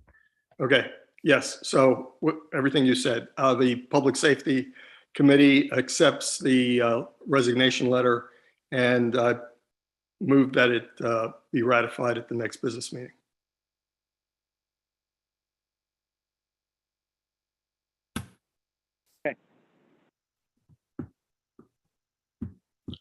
Okay, item D, the Chalfont Police contract. Unfortunately, having received it this afternoon, I didn't have time to go through that. I would propose that we, on our committee, we look at that, have time to digest it and revisit it at the next meeting. Is everyone? Sounds good to me. Mr. Watkins, is that acceptable? Well, I thought that we could wrap that in with the Public Works contract review. We may be able to. Can I just, Go ahead. Mr. Morrison. No. I'm sorry, May I make a nothing, comment? this is not important. Can I just ask, just for procedural purposes? I did send you the full agreement, I thought, Mr. Baoki, a little while ago, maybe a week or so ago. Did you not get that? I'm trying to figure out what's going on here with the emails. I don't recall getting it. I was also in the hospital, so. Okay, I just want to make sure. So, yeah, we could try to roll this together with the Public Works review as well. I would just like to point out, I think there are some expenses that are going to arise, that potentially arise with us providing police support to Chalfont that are much more disturbing or concerning than with Public Works. So, yeah, we can to some degree roll them together, but I don't think the concerns are the same. When we look at injuries that could, the cost of injuries or workman's comp that comes from a police incident is definitely going to be different than Public Works. Right. So we could look at if there's any commonalities that we could look through. And then, I just we need different criteria for analyzing the cost involved, that's all. Yes. Okay. Okay, thank you. Give a brief history again. We did both agreements at the same time about 10 years ago. And the police is a little bit different. The police, like Chuck, but Chief Williams, correct me if I'm wrong, we do per shift, we do like 2 circles around Chalfont. We kind of patrol Chalfont twice a shift, and we do it every day. If there's a 911 call, we obviously have to respond. But if there's even if someone else would take care of that, if there's a 911 call per mutual aid agreement, we would probably respond anyway. So that was our argument there. And then our police department is kind of at the minimum staffing what you can do safely, meaning like we need 3 officers per shift. So for us, having Chalfont just makes us a little bit more efficient. Like you have Edgewood and Churchill, they have pretty much the same police department, and they're like only half of our size or even less. So for us, it was really like a motivation to make our police department more efficient financially. But yeah, we can. I think you're right. We should probably separate Public Works and police in 2 different meetings. Okay. Finally, Chief's report. Chief Williams. Thank you. First, I just wanted to address a situation as you've been seeing lately, there's been a lot of these active shooter situations that have been going on throughout the country. And I wanted to let you know that several years ago, the Turtle Creek COG, and we were a very big part of that, started a program where we had training for just exactly those things. And that would be with semunition, and it would be an active shooter drill and training where you would actually go in with other officers from other departments, which is a little more realistic for us, since whenever something bad might happen, we are going to have other units from other boroughs, generally our local departments, come and assist us. And so that was a great opportunity for us to train with the other guys who, in the end, would be there to be our backup. And so these trainings have been going on every year for the last few years, and we've been fortunate enough to send people to those trainings. So I just want to let you know that fortunately for us, we have some training, and probably more than some in other areas of our, communities around us. And, I think we've been very lucky to have the COG, and, we were able to receive money to buy the equipment to do this. We've had facilities where we've been able to use their buildings with stairways and rooms and long hallways. So we've been the beneficiary of something that, a lot of people don't have. And I just wanted to let you know that, because, again, there's been so much of this in the last month. It's been just unbelievable. That's all I have tonight. Can Mr. President? I have a related question to that. So since, let's say, the high school is on Churchill, does it mean the chief of police of Churchill would be like the incident commander or whatever you call it? Okay. Yes, the person in charge, unless he would give that to other departments who may come in, let's say the county SWAT team would come in, he may relinquish that to the county SWAT commander, because they would probably be the people that would be, again, going in as well. And he may relinquish it to them, but that's his choice. And that's another thing we have done in the past. A few years ago, we had drills at the high school with Wilkins and Churchill and a couple other neighboring departments, where we've done exactly the same thing, an active shooter scenario, where we would go in and go after somebody who was, let's say, the actor. He would be portraying the actor, and he would have a weapon, and we'd be going through the school to find him. So again, we've been very fortunate to have that kind of training available to us, and the benefit of going, let's say, in this case, to our high school, where we would all go to and respond should something like that occur. Good. Yeah, and I wanted to say thank you for the report. That we have your regular report as well as the public report, and we have not established a page for that public report yet, but we will be working on that. Chief Colella. No, I just want to say. Oh, I'm sorry. Chief Williams, I wanted to thank you for the incident report diligence. I think when we get done with the construction on Ardmore Boulevard, I'd like to propose that we have a 35-mile-an-hour parade with ribbons and so forth to install the 35-mile-an-hour permanent signs, because I think that's going to make a huge difference for some of our other pedestrian safety issues that we've been concerned about for quite a while. So I wanted to just thank you for your diligence in helping us have that happen. Well, I think a lot of that was due to the committee and your effort in getting them to come out and do this plan, because otherwise, I don't know, the state only listens to somebody who squeaks very loudly. Yeah, when she stood there with the stopwatch and couldn't believe they only had 24 seconds to cross Ardmore Boulevard, that was a light bulb moment. Okay, Chief Colella. Thank you. Good evening, everyone. I don't have my reports done yet. We just finished those up the other day. And like I said, I was busy this past week. We'll get those out to you. You'll have them for your committee of the whole meeting next week. But the fire department this past month, we did complete our confined space rescue training, which was a 16-hour class. We completed a trench rescue training, which is another 16-hour class. And we have one member that completed his exterior firefighter up to his module 1, 2, and 3, one of our newer members. So he has to wait till the fall till he can be an interior firefighter, but he progressed well through that. And we also had a electric bus class, which the Port Authority brought one of their new electric buses out and reviewed the operations of the electric bus and how would we handle that in an incident. That was well attended with. We had 34 personnel in that class. Also from all the neighboring departments attended. So we've been hitting pretty heavy on the training. The latest update on the new ladder truck, it was supposed to be done June 10th due to material. The manufacturer received materials and their delay is our new completion date is July 28th. So it was to be done June 10th, but now with the pushback with not getting materials, we're down to July 28th now. Okay. And that completes public safety. Okay, I just need a few seconds. We'll finish up with ops and policy. Whenever you're ready.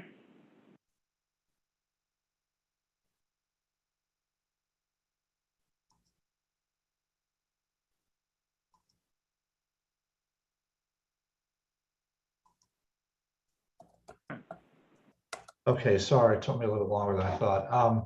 Manager's update. All right. Okay.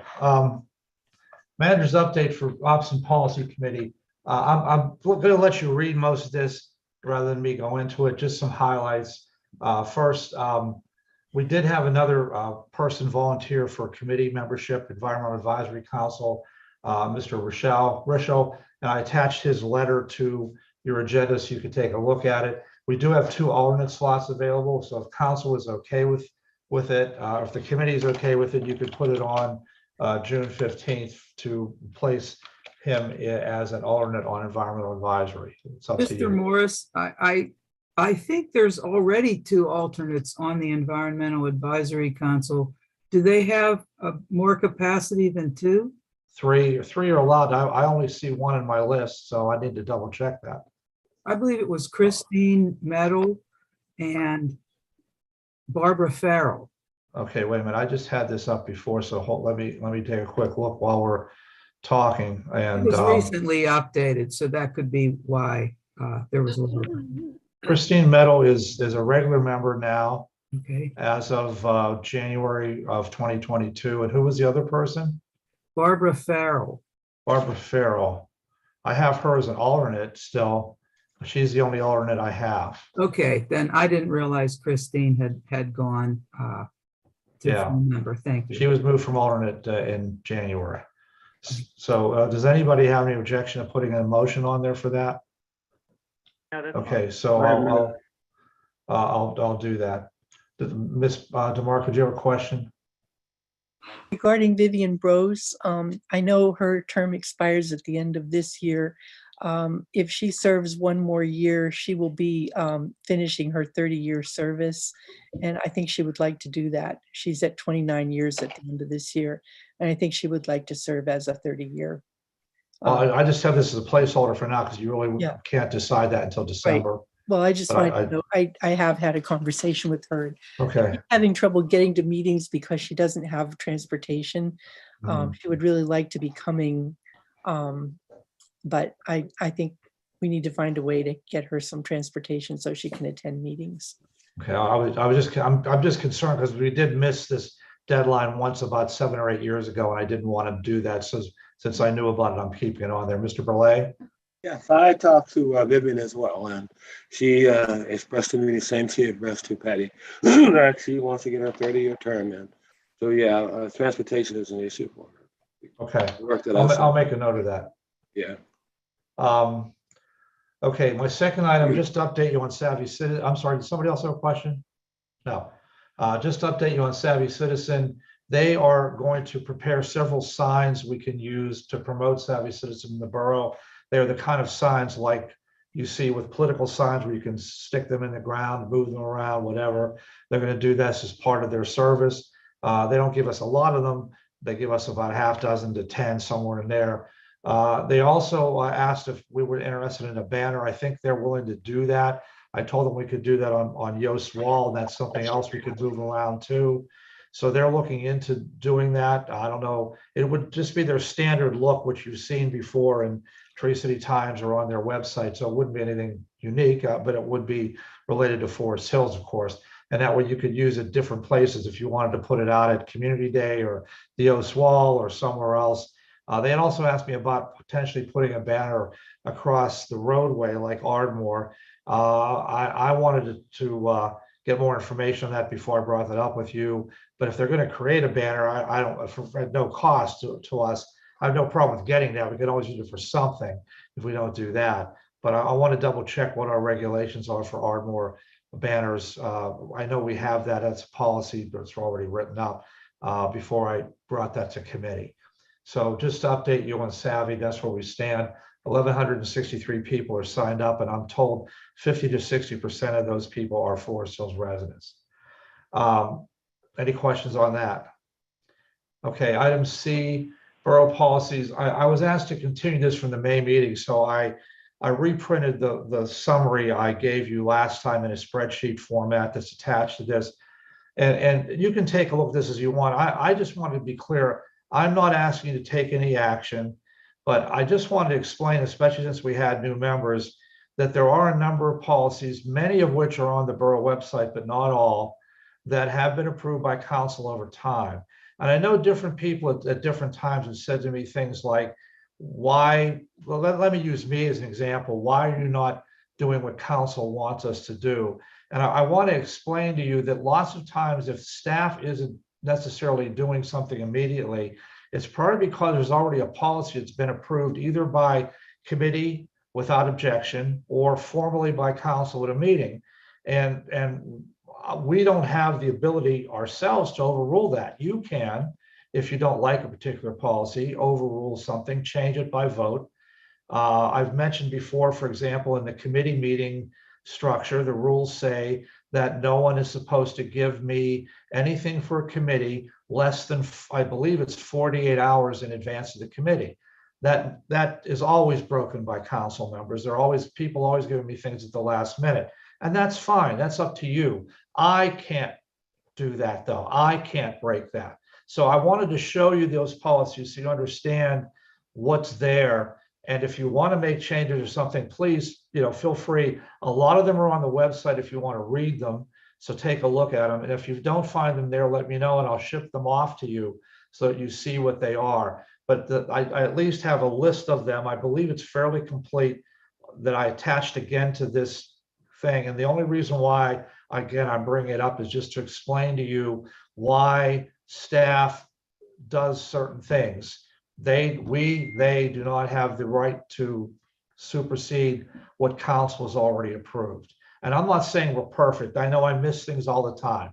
And I'm sure you'll point that out to me over and over again. I point it out to myself too.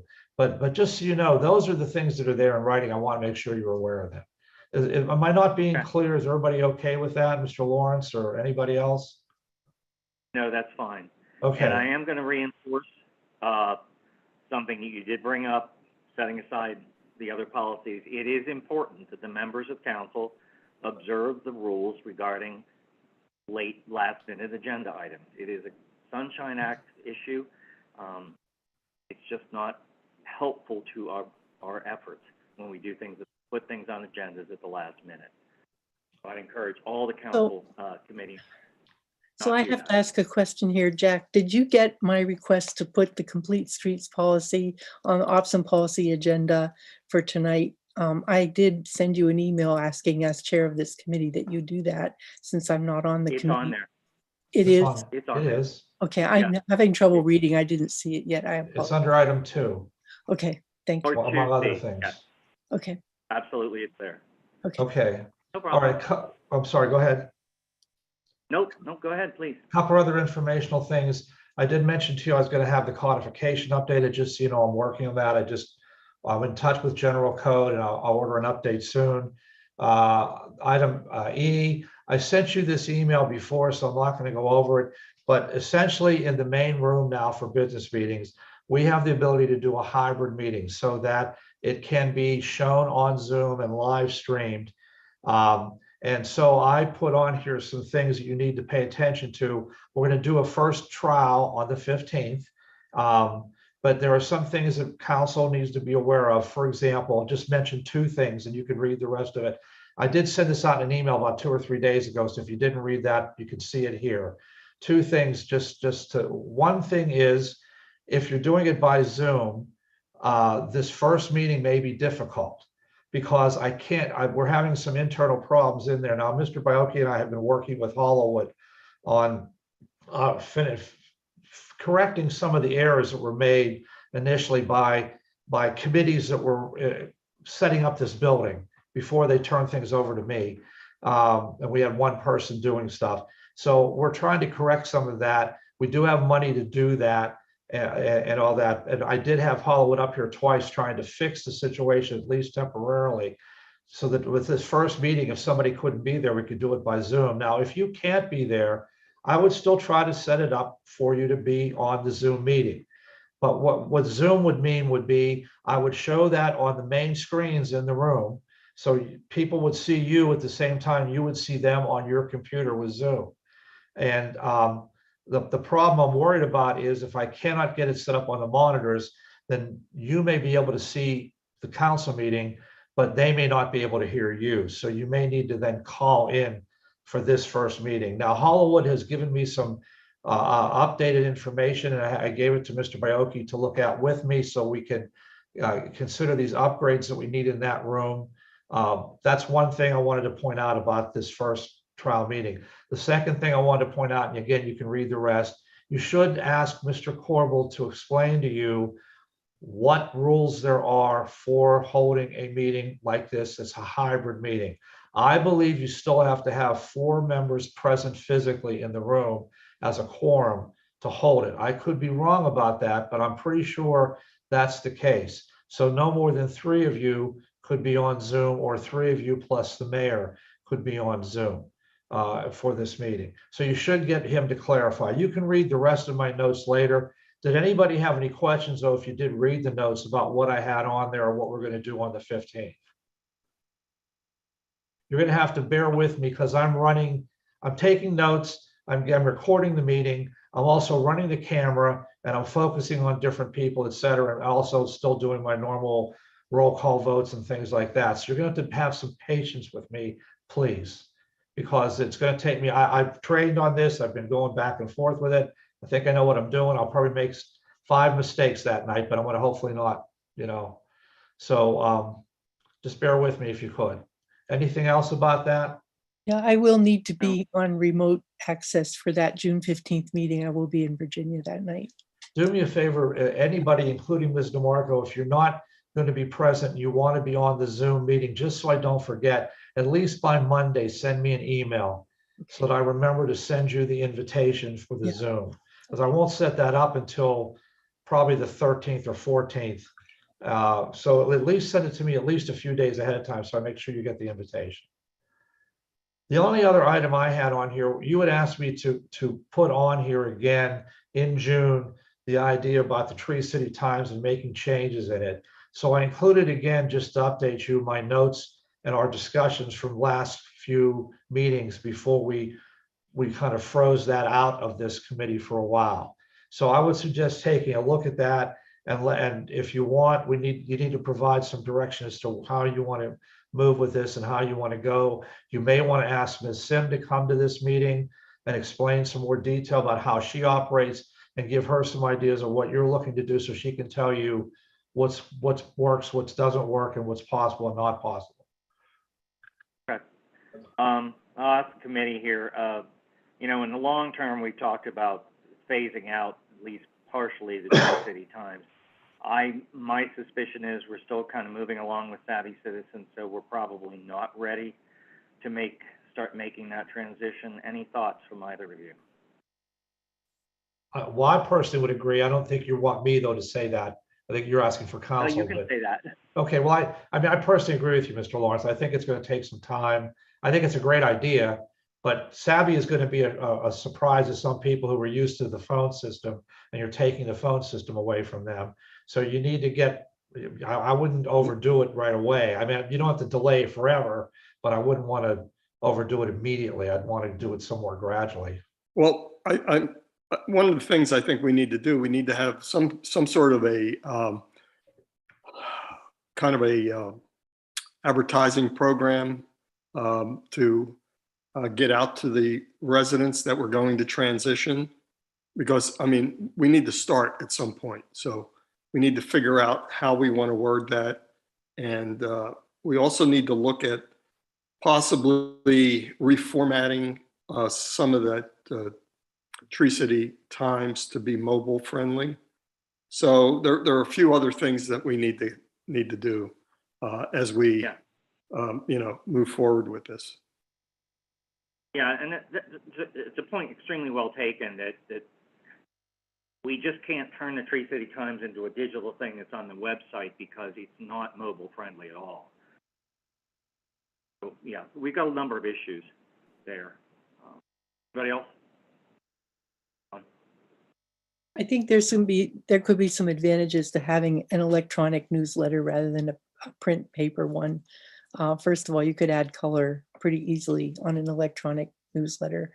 And the just one tone is a pretty limiting thing in modern communications.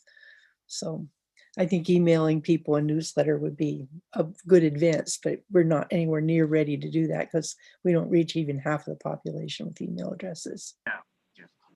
That's why I suggested we'll let it sit for a while, but I think we all agree that we need, at some point, the transition will have to happen. Do you want me to remove it from the agenda temporarily then for a while, Mr. Lawrence? Yeah, let's just let it sit for, So I'll put it on again in the fall. okay, that sounds good. Okay, is that all right? Thanks. Okay. Okay. Yeah, sounds good. I don't have anything else to report.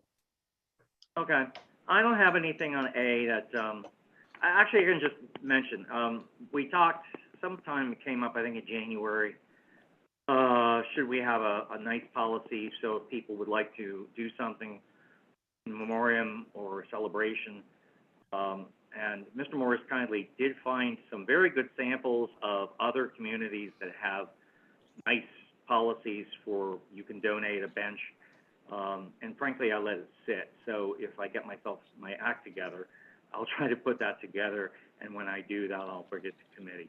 I kind of let that. Could I? Please. I'm sorry, can I add one thing to that? I'm sorry. Just to remind Sure, you, we are still, I know you said to go ahead with this, so I just want to remind you that we are still, hopefully this summer, we're going to be installing some of the benches we'd originally planned for around this building. Well, I'm at the 4400. I'm not at home. I'm at you probably can tell I'm in my office. I'm at the 4400 building. So we originally had planned some bike racks and some benches, et cetera. And I didn't do that right away, but I am going to do that because you can always still dedicate a particular bench or something to somebody. But we are going to try to install a few of those things in the area. We were talking about putting something in the grassy area behind the building too, like a table or something. And I think the library in particular is happy with some of the ideas I have for back there. And that was all part of the original plan, but just not something we had done right away. So just so you're aware of that, I'm hoping if supplies are available, that we're going to be doing that in the next few months. Okay. That's all. Thank you. Yeah, people were also interested in dedicating memorial trees. And I don't know if that went to Tree and Shrub Committee or to this committee, but I know that there are people interested in donating trees in honor of people. Asset management system, it's the one question where this falls. This is out of my, I hate to use the phrase wheelhouse, but I'm going to. Both Angelo and Barb have ones who are knowledgeable of this. If they would like to address this tonight, they're welcome to. If not, we can push this out to another either borough property or to the next month. You guys want to weigh in on that one? On the asset management? Asset management, yes. Yeah. Well, I think that we pretty much, when we looked at this, I think we settled on a particular vendor that we thought would be good. The problem comes in that we need to have somebody or some bodies for the implementation, at least for the initial implementation of this. And I think we were looking at having a part-time person or a student take the lead on this. And we've been unable to actually get a student involved with this at the moment. So I think the best thing for us to do is to just suspend this until such time as we can find either a part-time person or a student, even if we have to revisit it in the fall, and then go back to looking at getting the asset management system. Okay. Yeah, I think you use comment? part-time, but it's trying to be part-time temp position, basically, right? Can I comment on this? Yes. Please.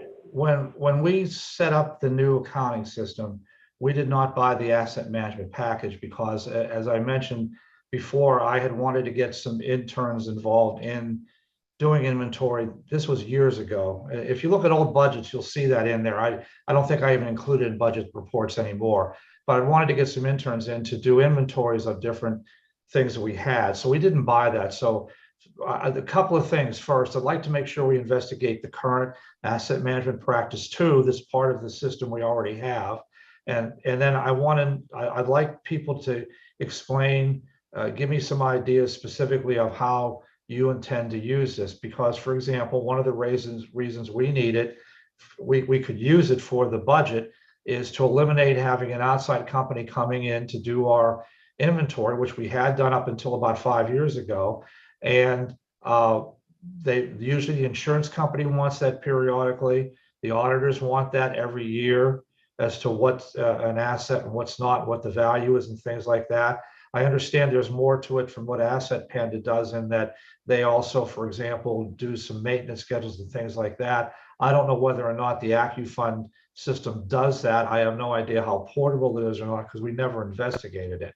But I would like to know that, because if it's something that doesn't interface with our accounting system, then you're talking about an extra cost somewhere to have that done anyway. You're going to have that. You're going to have to be able to have that in for audits and insurance based on Government Accounting Standard Board's rules. That's GASB rules. I forget the GASB number, but that's usually what they want. That when they changed the whole way we audit a few years back, the requirement now is that you have to have a management letter at the front of the audit. You'll see that. Usually the auditor writes that up in cooperation with me. And you have to start accounting for assets almost as if you were a business. So I just want to make sure whatever we're doing is something that also works with what we have, and that everybody has agreed as to what the purpose is to us. And it would be helpful for me if you folks would also take a look at this once we get the AccuFund package. I don't know what they do, whether they give us a training or just brochures or what, but once we get information on that, look at that too and compare it so we have a better idea and not just take the one system without looking at what we already have as part of our accounting system. Well, Steve, we took a look at several systems, and we did provide some of the information that you've requested as to how that would benefit the borough. Now, when we looked at the AccuFund system, the asset part that they have, to me, that looked like something that was great in 1990. But for today's needs, it didn't look like it fit the requirements that we have today, to be mobile, to have barcodes, to be able to do reports, to be able to customize reports and so forth. We can go back and go, revisit all that again in the meantime, try to answer your questions. But I mean, if you have like some specific questions you want answered, if you can get that to us. What I had was I didn't know how far along this had gotten, so I had never bothered to look at the AccuFund system because at the time we didn't have the money or the interest from council. And so I budget my time by not wasting it. If somebody doesn't want to do something that's among you seven, I'm not going to waste my time and try and do something. So I did not really study it at all. Maybe you're right, and that's fine if it's not good. I just don't know anything about it because I never looked at it. Yeah, I went online and looked at what their reporting could do, and it didn't match up to what some of the other newer systems that were out there that we were looking at. So my only concern is I'm not trying to make this sound like something rotten, but or bad. I'm not. This is not meant as a criticism, in other words. But lots of times, council will start looking at one thing, and they'll have everything set in their mind, but staff won't understand what's going on, and they need to be brought in, and that includes myself and the treasurer, for example, to understand what's going on, what's needed. Go ahead, Mr. Lawrence. I'm sorry. I can see that. I can definitely see that. Here's my suggestion. I think in discussions in council, everyone has said we need to move forward with that. So it's my perception that no one on this council had any problems moving forward. I think it's certainly far too technical to be discussed in a committee meeting. It would be my suggestion that clearly you're all pointing out that you need to get together in a room and really talk about what you all need. It'd be my suggestion that perhaps Barbara and Angelo and Mr. Morris meet together and work out how are you going to look at this? You're all stakeholders in this, and have lots of things that lots of input you can have, and get together and talk about how you want to go ahead and pick something. Because it's not appropriate to discuss it in committee, because I don't know what you're talking about. Just add one more thing. Yeah. Believe me, I am totally in support of the idea of doing something like this. Obviously, I had recommended it years ago and nothing happened, so I have no problem with doing it. The other issue is I've seen lots of times an intern comes in, and when I was working more for Local Government Academy, I saw this more so than here, but an intern comes in and does something, and it gets it all set up and it's wonderful. It's just like a landscaper comes in. You have a landscaper come in for 1 year and they get everything fixed up at your building, but you don't have a landscaper again the year after that, and your building landscape goes to hell. It's the same thing that's happened sometimes with when an intern comes in. They have the time and ability to do something, but once it gets turned over to staff, sometimes that's not there. That's not the case, or it's something that they can't handle, or I don't know, just anything can happen. So that's the only reason why I want to just make sure that we're aware of what's happening. And I agree with you. We definitely need an intern to help us with this. I've been lobbying for that for a while. So and absolutely, that's something we thought about, that an intern will come in, but when they leave in September, how is this thing going to proceed for the next 10 years? Yeah. And but that's, again, maybe part of the job of the intern to develop those protocols. But let's move it out of committee and into with you three folks to start moving on it. Yeah, just let me point out one thing, that the idea of having an intern was not for the intern to set it up. It was for the intern to actually do the legwork required to get the inventory done. Bring in, the assets. We would set it up. It's going to be set up the way the borough wants it set up, not the way the intern wants it set up. So that was the intent all along, just so you know. Okay. And I wanted to say one thing. This would be perfect to join in with the Iron Mountain, since these documents are being barcoded. They could also be tracked this way as well. I just think that would make for more efficiency. Thank you. Okay. Well, can we make a decision that that's the next step, that these three people will get together and start talking about it when they have the opportunity? We're not under any deadline, but I think we all agree it should be done. Yeah. Sounds good? Yes. Okay, complete streets policy. Ms. DeMarco requested some time to bring this up, and here you go. Thank you. We've had a grant for the 6 months of this year so far to do a complete streets policy, which is one of the implementations of our active transportation plan. And we had a steering committee, including a number of stakeholders. This was operated through the Planning Commission, because some of the issues that are going to need to be addressed would come before the Planning Commission. So it seemed appropriate to put it there for implementation. If you recall, we directed them to review this and to coordinate it. And they have had several meetings and discussions, and had a number of council members participate at different times. They have now developed a complete streets policy, which was reviewed by the steering committee, reviewed by the Planning Commission, and recommended for council action. We have to adopt this by resolution on the 15th of June in order to meet the requirements of our grant, which has to be fulfilled by the end of the month. So I have sent this to all of you. It isn't attached to your agenda. I was hoping it would be, but it gives, and I can't read this, I'm sorry, but I have I have an opportunity to have you look at this and act on it on the 15th unless you have any objections. If I may ask, the grant money is for exactly what? For the completion of It the covered, document? covered or- the consultant that we hired to coordinate this, and they've convened the meetings, conducted the hearings, recorded the input, done the survey, and worked with the planning commission on developing this policy. And I think they had two pretty large meetings of people giving input, and they had a number of, I think they've met 3 times with the planning commission. So there've been a total of 5 meetings addressing this. Right. So the adoption on the 15th is the council saying we're adopting the plan, and by that action, we're fulfilling our grant. Yes, It's we ready. have a proposed draft complete streets policy recommended forward from the planning commission after they worked with the steering committee of people that included a number of stakeholders. This one also, we reviewed the complete streets policy of our neighboring community in Wilkins.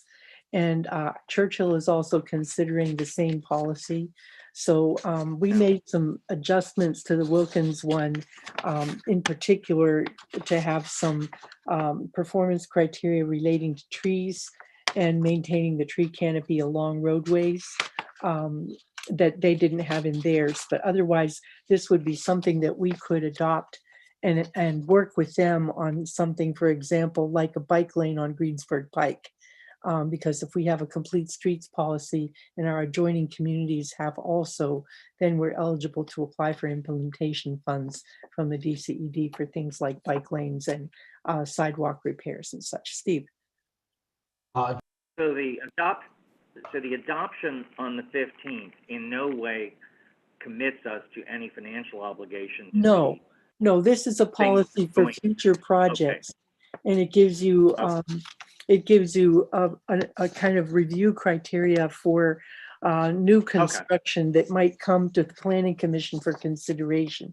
This would be a policy that they would have to review any proposed construction in the future.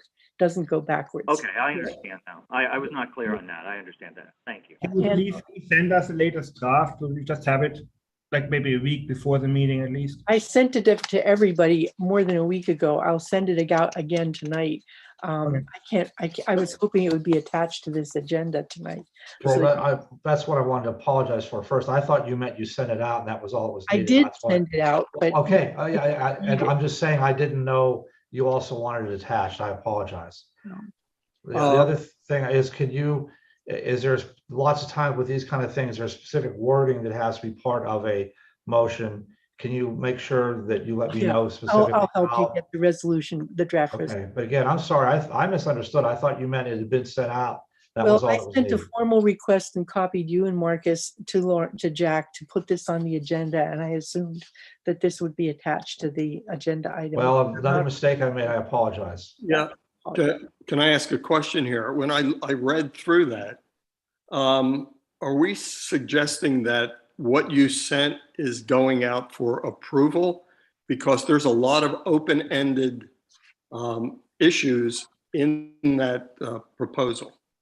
Like So this who's is going to do This is what? This is an overview policy. Any actions would have to be done on an individual project basis. So this would be guidance to the planning commission when they were considering proposed construction or proposed projects within the borough. So and I'm sorry, I don't have it in front of me, Yeah. but when you got down to like page 3, I can't remember what part that was there, where you had who was responsible for doing what. There were a lot of open spots there. You had question marks, like, Oh, no, those have been, the question marks version is not before you now.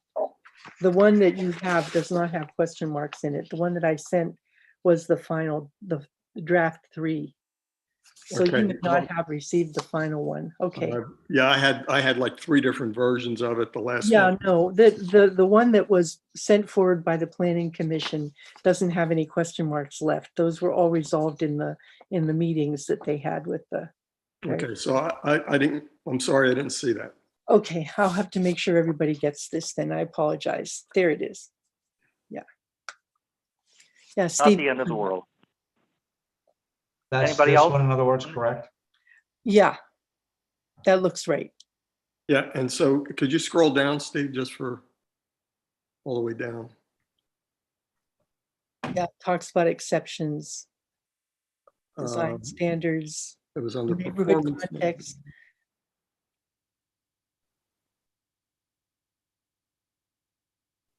Yeah, so there's under the implementation process.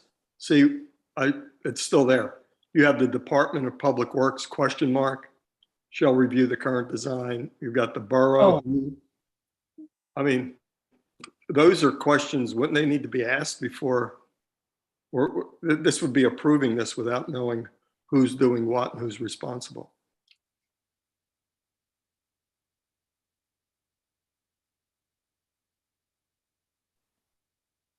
Well, I think these are the things that the council has to decide.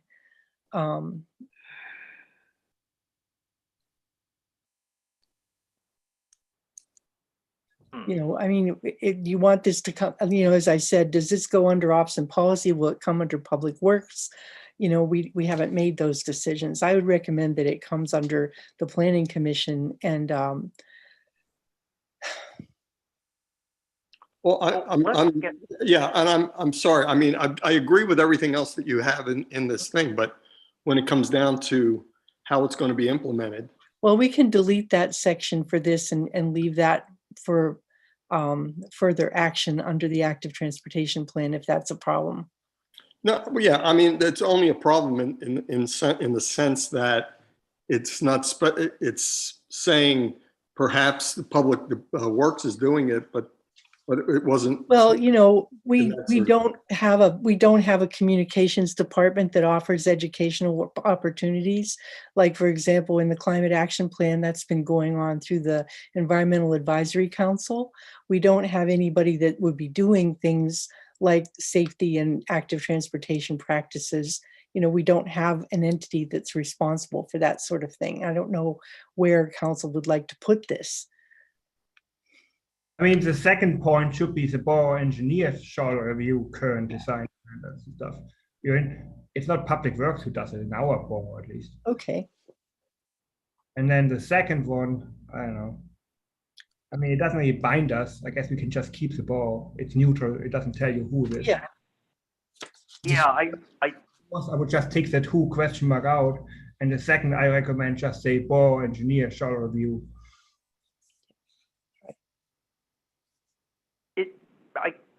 Help me to clarify here. It gets back to what I asked at the beginning. If we vote to approve this on the 15th, it is not a binding document. No. As you read the document, it could sound like we are binding ourselves to an enormous financial obligation, and that's really not what's going on. No, All this we're is doing- guidance for future projects, and like when the planning. Right, commission- okay. And And when the that's planning what I wanted to commission gets the clarify, and I'll just proposal, say, you know, it So says it will probably be those implemented question through marks the don't matter. planning commission. yeah. So probably those question marks they Right. don't matter too much. We're not binding ourselves, so I think it's fine to just move ahead and put this on. I can amend that to, you know, take the questions out. You know, any potential funding sources, that would only apply to borough projects, not to projects that come to the planning commission. So that would come under funding. We would do funding of any of our active transportation implementation would go through our regular budget process. So they would either be under public works budget or under the capital improvements plan as would be normally considered. It's just that we have the guidance of these various other considerations when we're making those decisions. So for example, I saw that one of our policies is that all curbs would be asphalt. Well, we may want to revisit that kind of a policy if we're looking at it in terms of pedestrian safety and, you know, all these other things that we had looked at in the active transportation plan. Okay. Again, I just wanted to make clear that my reason for asking this question is I didn't want this to be another policy that has a lot of things in it that says this is what we're going to do, and then it never gets done because we didn't identify who's responsible for doing it. Well, it says it'll be implemented through the planning commission, and the other, the minor question marks there, which frankly, I have not been able to read for 3 weeks, and I did not see the final version of this because I literally could not read since May 10.